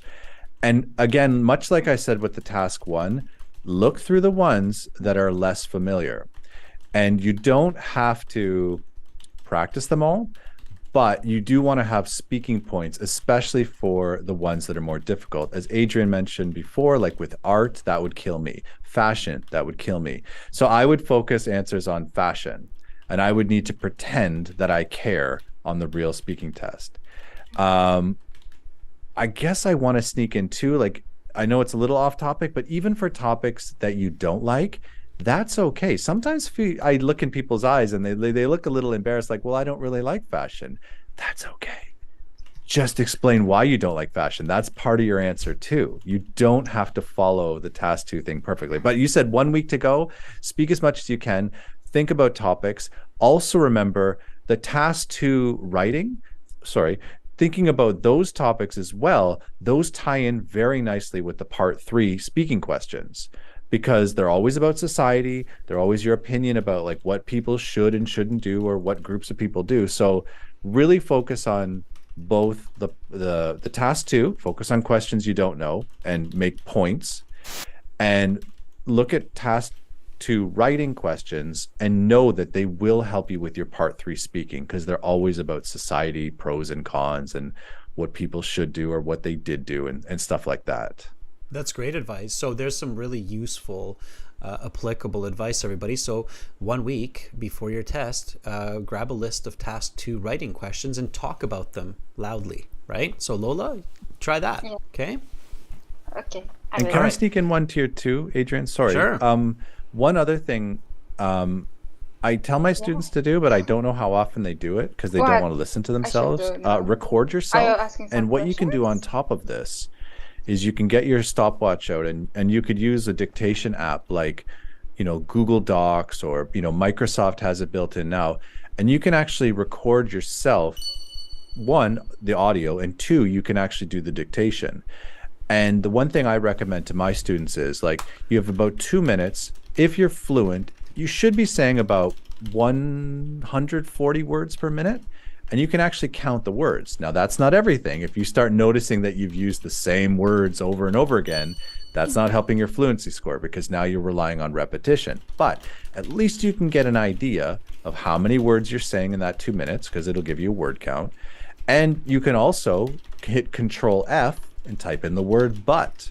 Well, how many times did I say but? And then you can see that. You're like, okay, well, maybe I should start, using some synonyms for this word. Or how many times did I say like? Oh my gosh, I said it, 10 times. Okay, I need to start using some synonyms for that. Now, that's not really helpful a week before. I apologize, but I did want to sneak that advice in. It could be. I mean, somewhere. It could be. Like you mentioned with mine, Adam, that I said so often, right? So again, that was some really useful advice there, everybody. So keep that in mind. So use Google to transcribe your response, so you can turn your speech to text and see if you're able to reach that 140 words per minute. Now, some people will actually speak too quickly, so they'll have maybe 250 words in the minute, and then you realize that, okay, maybe I'm speaking too fast, right? So it's a good way to measure your speed and your content and to figure out how much repetition. That's wonderful, useful advice, Adam. Thank you for that. Okay, and everybody, I'm typing that up on the board here, or on the screen here as well. So everybody's getting that advice. That's some great advice for everybody. Yes? Some thumbs up. Okay, Lola got it. We can hear you, Lola. Speak. You're there. You're with us. Yeah. All right. Lola, thank you for volunteering. We'll take one more person for this part 2. Lola, have an awesome day. Thank you for being the first volunteer with us. Thank you. Yeah, thank you, Lola. Thank you. All right, and good luck for Lola on her exam in a week. Okay, let's take another person. Let's take maybe let's take, I don't know, I'm just kind of randomly, here's somebody that we haven't seen before, one of our premium students, Sharika. Let's see if Sharika is available. Sharika, are you ready? One of our premium students that we've never heard from, so hopefully we want to give everybody a chance, newcomers and returning students. Sharika, if you're still there, let us know, and then we'll do our best to make the connection here. Again, students, a bit of patience is appreciated. There's just a lot of moving parts here. And of course, we have a 6-second delay with YouTube. YouTube always has a slight slight lag even with the fastest streaming. So Sharika, if you can hear us, if you see us, let us know if you're still there. We'll give you a 5-second count. All right, we'll try somebody else. Domenico, let's see if Domenico is here. Domenico, are you ready? One of our regular students, also a premium member from Sicily. Hopefully Domenico is able to connect with us. And we've got about 30 minutes left for this session, everybody. So hang in there because you will get a chance to ask questions. I will open it up for questions here as we reach out, and keep asking questions in the chat too, everybody. We're looking at the chat. Our moderators are looking at the chat. All right. Hello. Hi, Domenico. How are you? I'm great. And what about you? I am doing extremely well with such a great group of people. How can I not be well, Domenico? Right? That's what I'm holding. I pick me up coffee to back me up. And I'm up for this speaking, for this response. I'm up for delivering this response. All right. Let's have a stab at it. All right, let's do it, Domenico. So I will start you off for this part 2. And then just like with Lola, we'll give a little bit of feedback independently as much as possible. And we'll go from there. So here we go. Your part 2 begins now. Talk about sports equipment that you own. Your 1-minute preparation time is up. Please begin speaking. So, I'd say the sports equipment that I own and use frequently is a pair of Adidas running shoes, which I purchased for about 150 euros from a local sports store about a year ago. And I'd say they've become an essential part of my daily exercise routine. I use them for both running and jogging on the seaside promenade, as well as for workouts at the gym.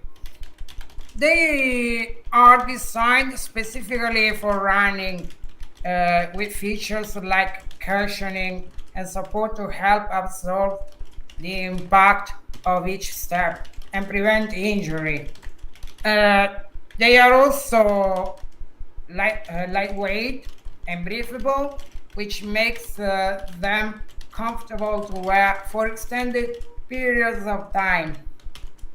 The reason why this pair of sneakers are my favorite sports equipment is because these shoes help me stay active and maintain my physical health. I'd say doing physical exercise is a cornerstone of my life, and having a good pair of shoes that are comfortable and supportive makes my workouts easier and more enjoyable. Besides, Okay, your 2 minutes is up. I'm going to stop you there, and we will now continue with part 3. Please put the note paper to the side and turn it over. All right, Domenico, first of all, I'm not going to give any kind, I don't want to influence Adam's opinion here, so I'm not going to say too much, Domenico. I will say my evaluation after.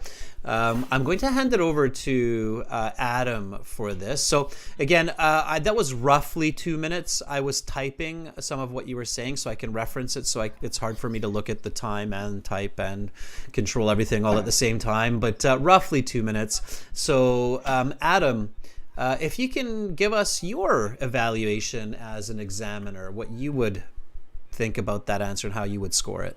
Well, I first of all, you can hear me okay? Yeah. Oh, you can. I absolutely want to focus on the positive. There's so many good collocations, and by collocations, I mean like I can't hear words Adam. that, you have good awareness. Like I'm not gonna lie, I almost felt like you were reading it. Like it was so like the collocations, like the word choices were so good. Like local sports store, essential part of my exercise routine for both running and I didn't write the finish. But yeah, desi designed specifically for. You talked about the impact of running, the impact to cushion the impact. I think you said they're breathable, extended periods of time. There's a lot of great language here, like a lot of great. Definitely, your strongest point was the lexical resource. I I would give you your score is actually very challenging.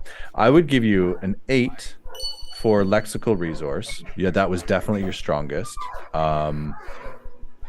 Great range and great accuracy. Really, really good there. Grammar, you did use some relative clauses. You said which help, you did use them, but I don't know. Like I'd almost need to hear it again because I felt like the range wasn't enough for an 8, but it was quite accurate, and the range was enough for a 7 for grammar. Now we get into this is the gray area of being an examiner. You spoke slowly. In layman's terms, you spoke slowly, but it wasn't boring. And that's weird to say.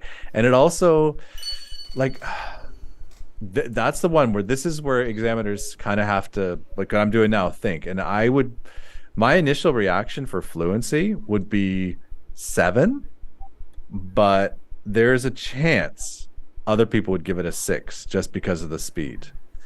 And the pronunciation, I would also give a 7 because you were very clear. Your accent didn't affect my understanding at all. There could have been more emphasis, but overall it was easily understood. And some people, they might, like, this sounds rude, but like a non-native speaker, they might say, well, her accent, or the accent was a little bit, I don't want to say thick, but I could understand everything you were saying. And it had minimal effect for me. So I would give you, I'm kind of surprised. I would give you a 7 overall, but if I go by the rubric, 7 overall. Like I said, there's a chance the fluency might go down to a 6 if the examiner was a bit, I don't know, just focusing on the speed. But you were very deliberate, but I just felt like you kept a good speed, and maybe that's just how you communicate. That's an interesting one. So there's a chance it could be 6.5, but I would give it a 7. All right, thanks for that, Adam. Domenico, I'll throw in my 2 bits, and again, interesting. So here is where everybody will very quickly learn that examiners might not give you the same score, might not, but they will certainly be very close to each other. So Adam said 7.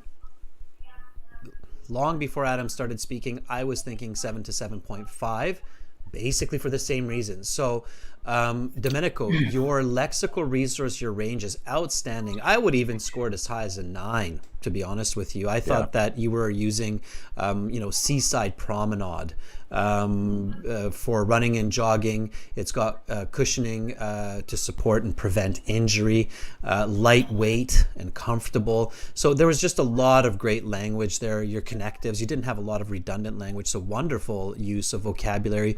You used some idiomatic language, Domenico, that was really good. So that was outstanding. What I had. Sorry, Adrian. Sorry to cut you off. Well, as far as my way of speaking, I'm a bit on the slow side, even in my native language. When I speak Italian, so I try to speak as fast as I can, but I can't. Yeah. So remember what Adam said way before, almost kind of at the beginning of the class, when that first question was asked? It was the question of what's one of the most common challenges or mistakes that he has observed in his 10 years of marking IELTS exams. And Adam said that, a lot of focus on accuracy and even lexical resource will cost you in fluency. So in your case, Domenico, it might be worth sacrificing a little bit of your lexical resource to try to see if that will help you speed up your language a bit. Might be. Okay.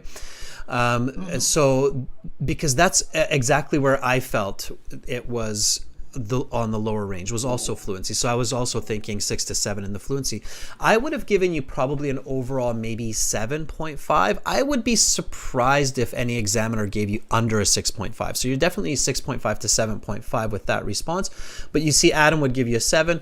I would maybe even lean towards the more lenient 7.5, depending on how you did for the other parts of the speaking, of course. So as Adam and I said, part 3 plays a big role in the final score as well. But definitely you're in the right direction. And the topic that you chose was very good. Lola, the same thing, a very good topic to kind of go into part 3. So that was really good. Domenico, do you have a question for Adam about the speaking? Well, I couldn't agree more with him. So maybe I should focus on improving on my fluency, and that's what I'm doing these days.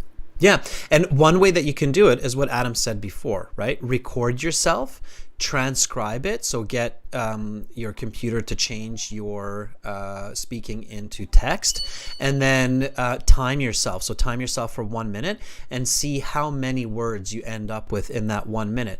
And then try to push yourself to be faster. So you can even look at that text once the computer has changed your speech to text. You can look at that text and re-say it. Say it again, say it faster. So force your brain to get into that pattern of faster language. Yeah, I'd right? say there's a bit of nervousness that I need to overcome. I'm working on it, on this kind of feeling, which sometimes holds me back Yeah. from speaking faster. Well, practice and doing the kind of volunteering that you're doing right now is a great way to overcome that anxiety. Domenico, thank you so much for volunteering. A big thumbs up. That was a great answer. I'm sure. Thank you very much. Yeah, there was a lot of vocabulary there for everybody in that response. Thank And you we'll so talk much. again. Bye, Domenico. Bye. All right, everybody. So that's part 2, and I think we've got a lot of concepts around part 2 now. I'd like to give some other people a chance and just jump into part 3 as well.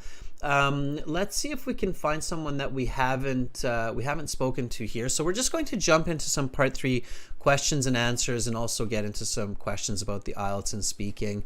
I saw that our moderators are doing a good job. Chen, I did see that you emphasized a couple questions that students were asking.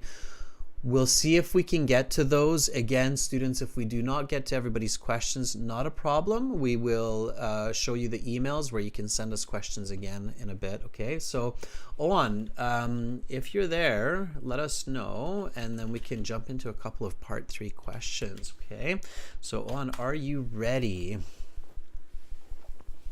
If you're still with us, give us a sign. Let me know that you're still there. You haven't left for a sandwich. All right, Owen, I'm going to try to reach out to you, and hopefully we can connect here.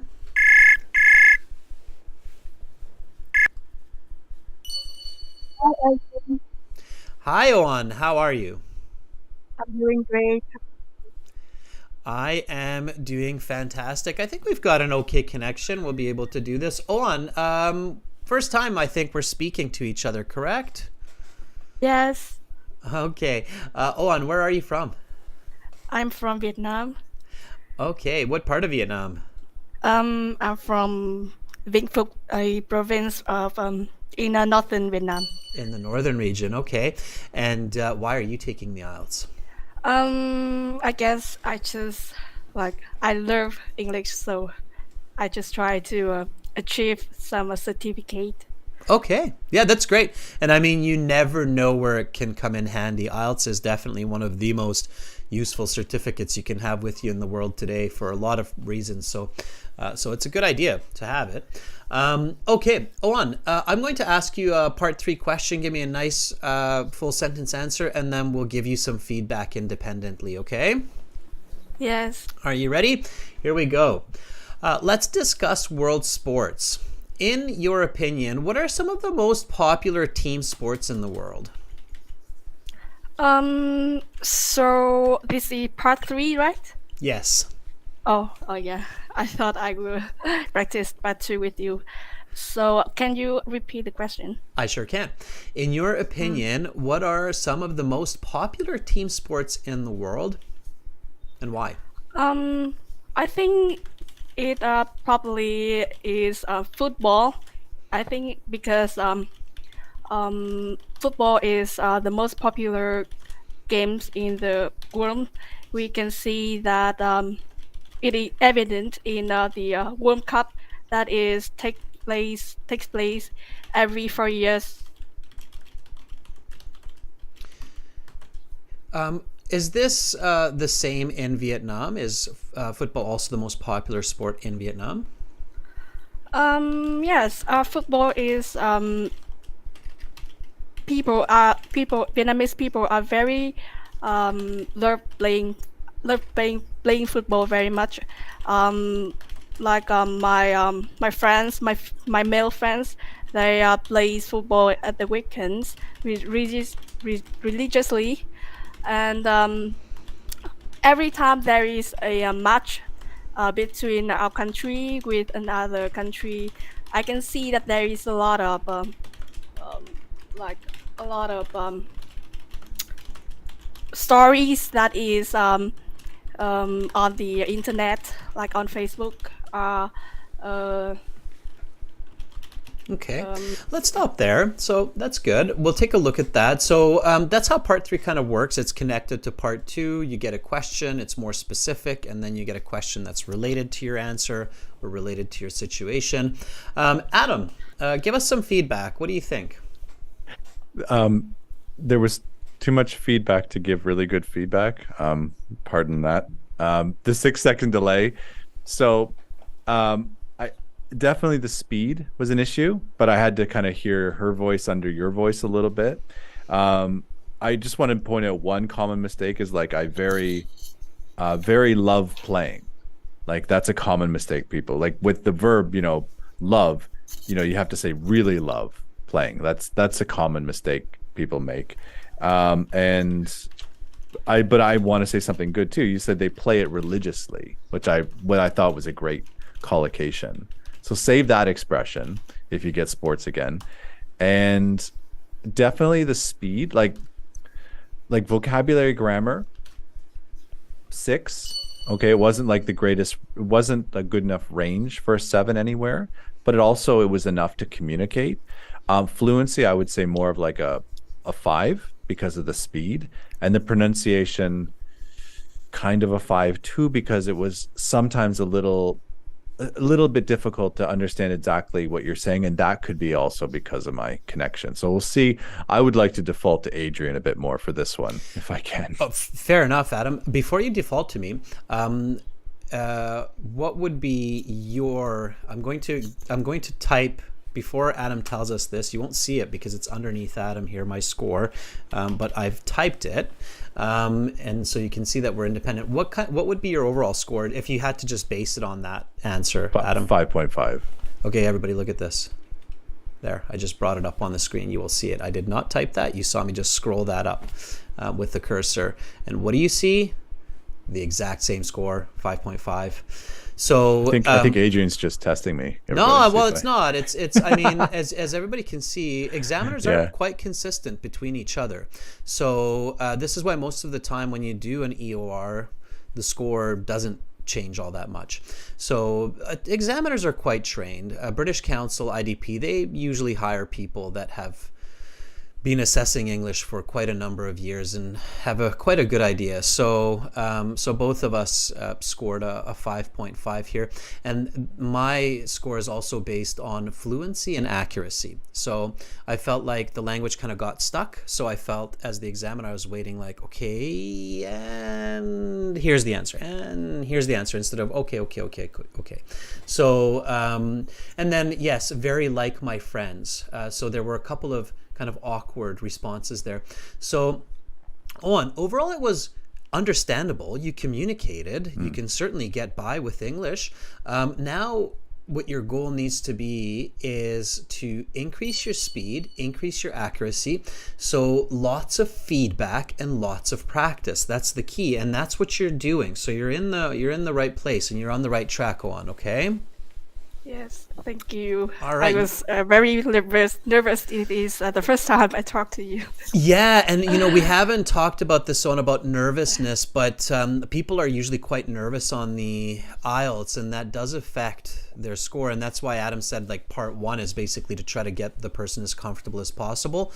So you really, you really want to just take a couple of deep breaths in the IELTS and realize that it's not the end of the day, and the sun will shine tomorrow. Owen, come back again in the future and volunteer again, okay? Yes, thank you. Thank you. Bye for now. Yes, bye for now. Bye. Bye. All right. Sorry, I didn't give Owen a chance to ask us questions. I think maybe she had a question there, but we'll give somebody else a chance here. So let's do this. Let's jump to Kevin here. Kevin's a long-time member of our channel and contributor, and Kevin, in fact, is also planning to be an English instructor. So let's give him a chance to get some insights into his potential future career here, Adam. Kevin, are you still there? Let's see if Kevin is with us, and then we'll talk to Kevin. Owen, very well done. Look at all the support you're getting in the chat. People are giving you claps and thumbs up, and you deserve it. Okay. Seriously. So yeah, absolutely. For everybody who's here with us and volunteers, yeah, I mean, you're incredible people. I would be shaking in my boots if I had to do this for a Japanese exam on a Japanese website, even though I can get by in Japanese. So. All right. And Adrian, can I give one quick suggestion? Absolutely. So I can be, because Adrian and I are figuring this out too, and I think we're doing pretty well. Maybe before you start the question, if you could mute yourself, because I'm trying to mute you on Zoom. Okay. And just get the feed from the YouTube, and then that way at least I'll catch more of it. I got you. So you want? I don't want to give you more tasks to do. You're already juggling a lot of things. I'm learning. You want me to mute myself just to be clear on Zoom? Yeah, just like when you're about to start the interview, like if you could zoom yourself on Zoom, and then I can just catch the YouTube feed. Okay, so I'll do my best because I'm also okay. Yes, so I'll mute myself on Zoom. Okay, sure, sounds good. Sorry. No, I got you. Okay.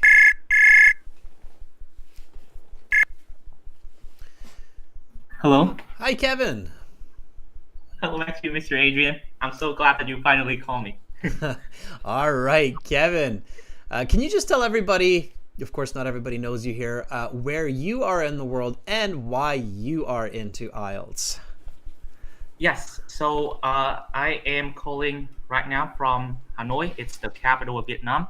And the reason why I'm sitting the IELTS test is because I want to further my education.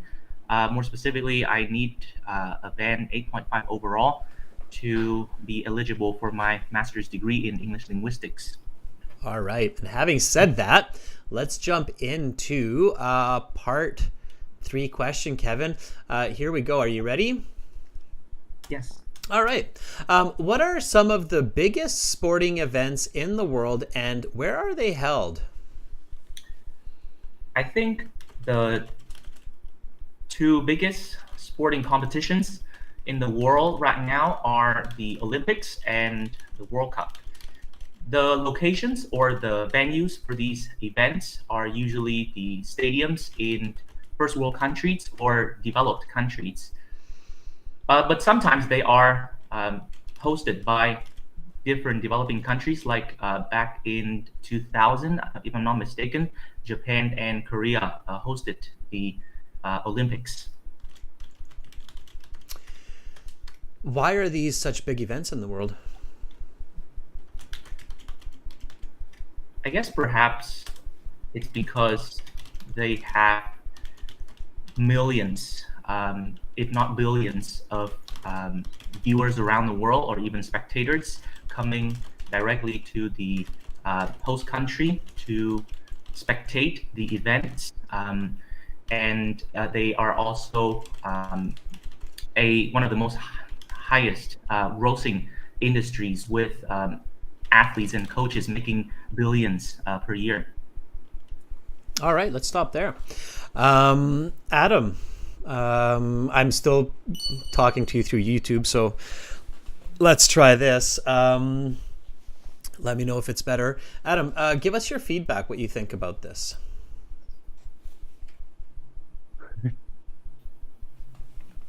I've unmuted now. Good. I thought like it's an interesting one. Before I even give the score, he's got all the tools to get an 8 or 9, like with regards to grammar and vocabulary, like spectators.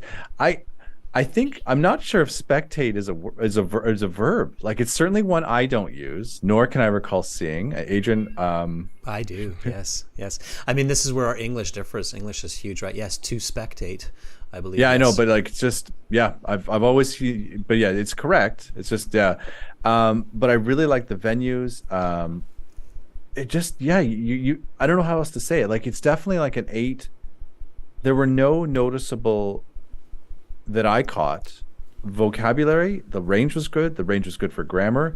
The only thing was like the only thing that needs improvement is the fluency, and like it was a 7 or 8 and like close to an 8, but it still felt a little deliberate. It just didn't feel fully comfortable. Now that could be because you're same reason I'm maybe, there's people watching, it's nervous, but yeah, I just thought it was so close to an 8 or 8.5 overall. You're very clear. It just felt a little deliberate is all. Like, the way Adrian and I are talking now, it's like, the words just kind of come out, and your vocabulary would be like almost better than even I might say in some regards. So very impressed with the vocabulary, very impressed with the grammar. It's just the fluency will come with repetition. Yeah. And again, everybody needs to remember that here we're looking at one question and answer or 2 questions and answers. Right. But of course, in the real IELTS, Kevin, the examiner is looking at all of this. And in this sense, it's not completely fair what we're doing because this was the first question you had on this topic. Of course, the more you start talking about this topic, the more your brain works in this topic, the more fluent you become, right? So I would have scored you about the same. I would have scored you a band 8. For me, Kevin, it was the content that was missing.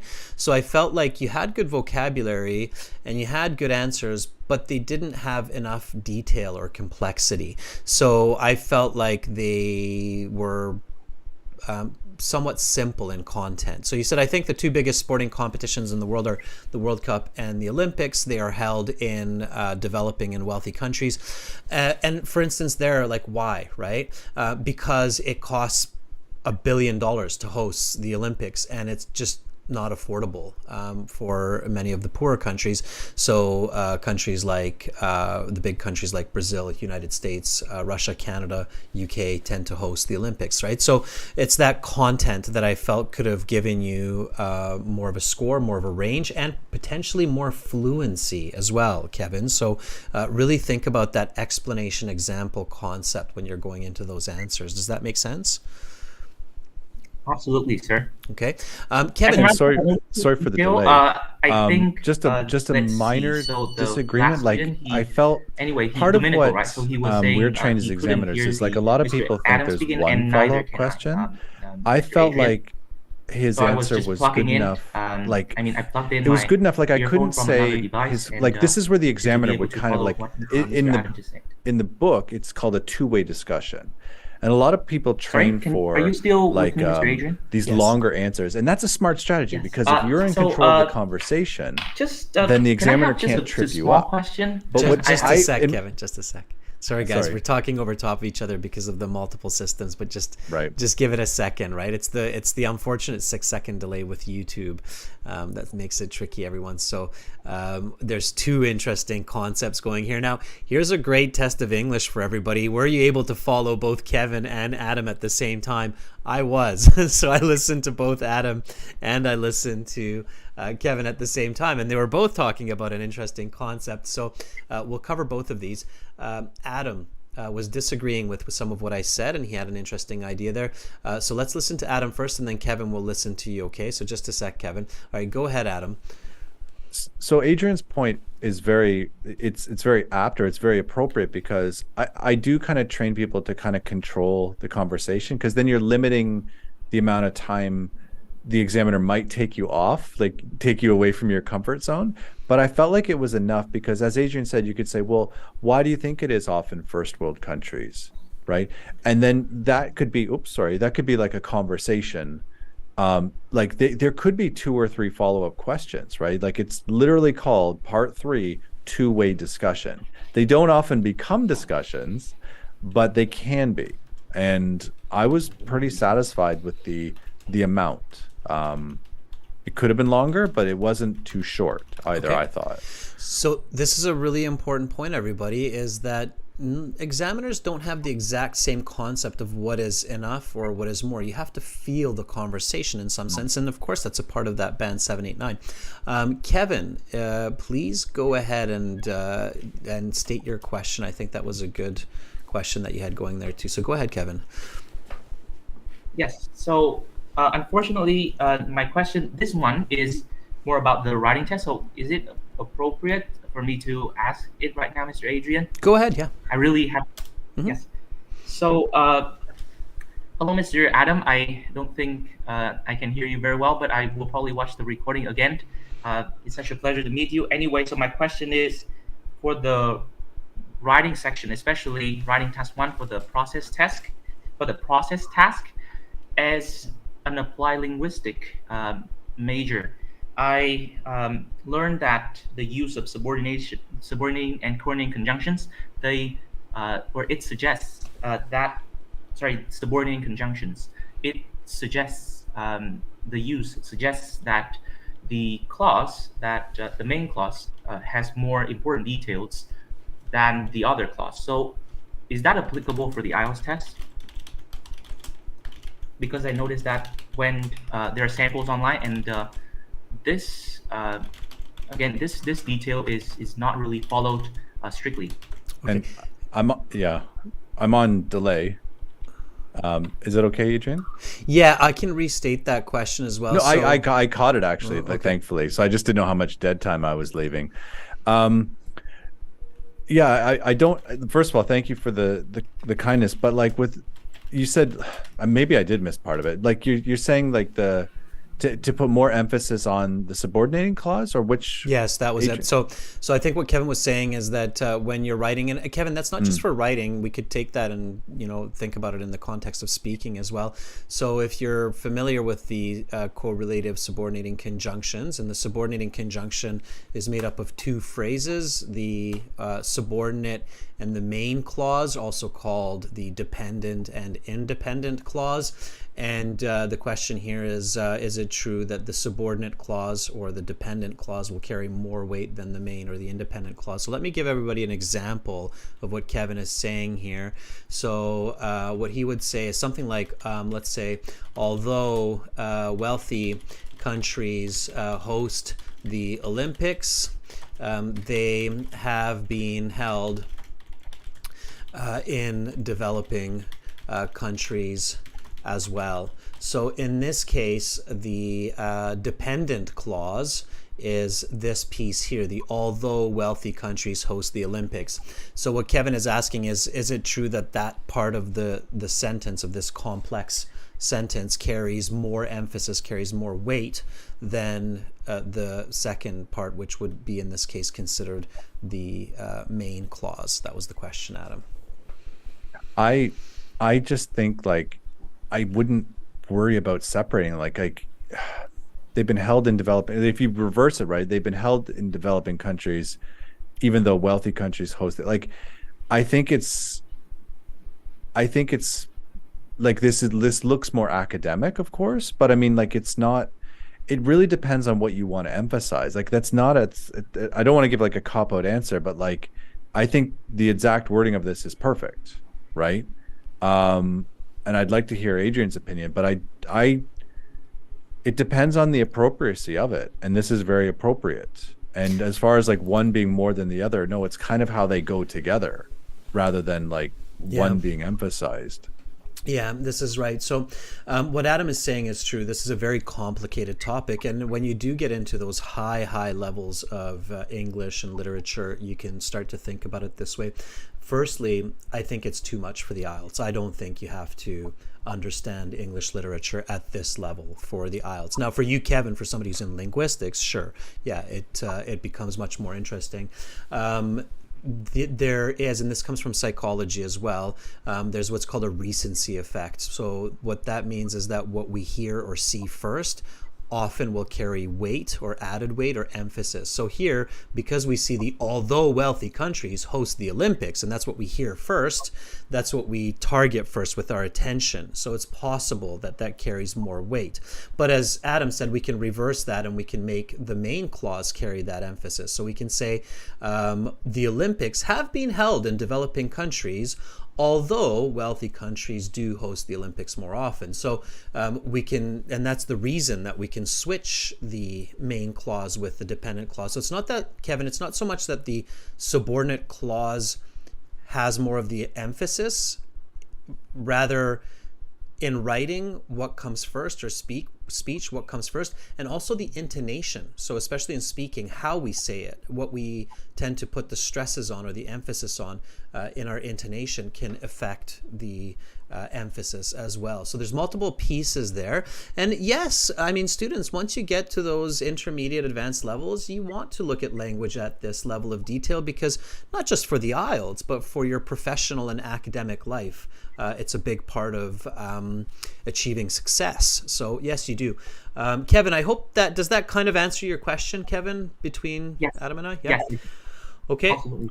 All right. Kevin, thank you for volunteering. I really appreciate that. Thank you very much. And have an awesome rest of the day. Thank you so much, sir. Okay. Bye, Kevin. All right, everybody. Wow, time just flies when you're having fun, Adam.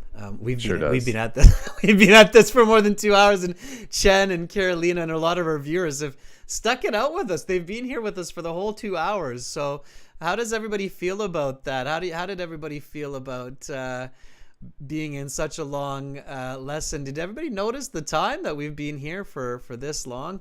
For me, it just flew by. Like, you know, I could probably keep this going, like Adam said, for another hour, but we have to call it. If you liked this, let us know. We're using the chat interface on the website, everybody. And if you like this session, you like this lesson, you let us know, because there's a good chance we could repeat this in the future. Maybe we can convince Adam to come back and visit us again in coming days and weeks. So I hope you learned a lot of good vocabulary, good tips, good strategies. To join the Premium IELTS on our website, click that big red button there, or the big red one at the end of the video there. For General IELTS, make sure that you go to gieltshelp.com. And again, to ask questions about Adam, about his YouTube channel, you can send Adam an email as well. And as you can tell, I mean, Adam is as pro as it gets when it comes to IELTS and English. So you can check out IELTS Band Up on YouTube, and you can email Adam at ieltsbandup@gmail.com. Here's his YouTube channel. I will put that into the chat as well, and we'll probably update the description to have that information also. Is that okay, Adam, if we put that in the description? Absolutely. And just another thank you to Adrian. Like, I just peeked at my email and I already someone asking for a tutoring session. So that's thanks, Adrian. You know, absolutely. It's just an absolute pleasure, because like it's just kind of fun to share this information. Like I said, I could go on for hours because it's just so meaningful to help people do something. It's, for most people, it's the most or second most important exam in their life. Yeah. Right. And it shouldn't be a mystery. The IELTS should not be a mystery. Unfortunately, it is a lot of times for people, in the sense of they don't know how they're being marked. They don't know what works, what doesn't work, what kind of tips they should listen to.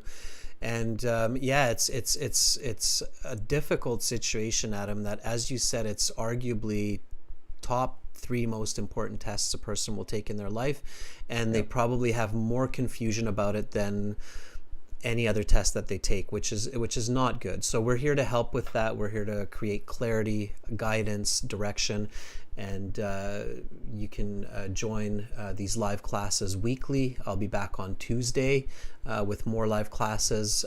We usually have classes on Friday, Saturday as well, and emails. Adam, you can contact him, you can contact me. Here's my email again. We want you to go into your IELTS exam confidently and knowing what you need to do.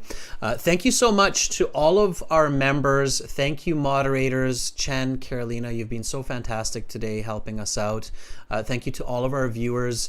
And again, a special thank you to Adam for taking these late hours. I think it's way past midnight now for you.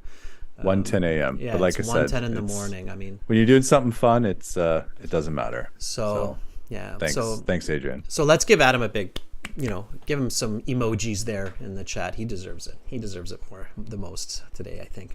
All right, everybody. Thank you to our volunteers as well for being brave and courageous. I'm Adrian. I'm signing out from beautiful Victoria here in Western Canada. Adam is leading us from beautiful Seoul, Korea, right? No, I'm actually in a city you've never heard of. So in the southern part of South Korea. So yeah. All right. From the other side of the world. Signing out is Adam. And hopefully we'll see Adam back here again. Bye, everybody. Have an awesome rest of your week and have a great start to your weekend. Bye for now.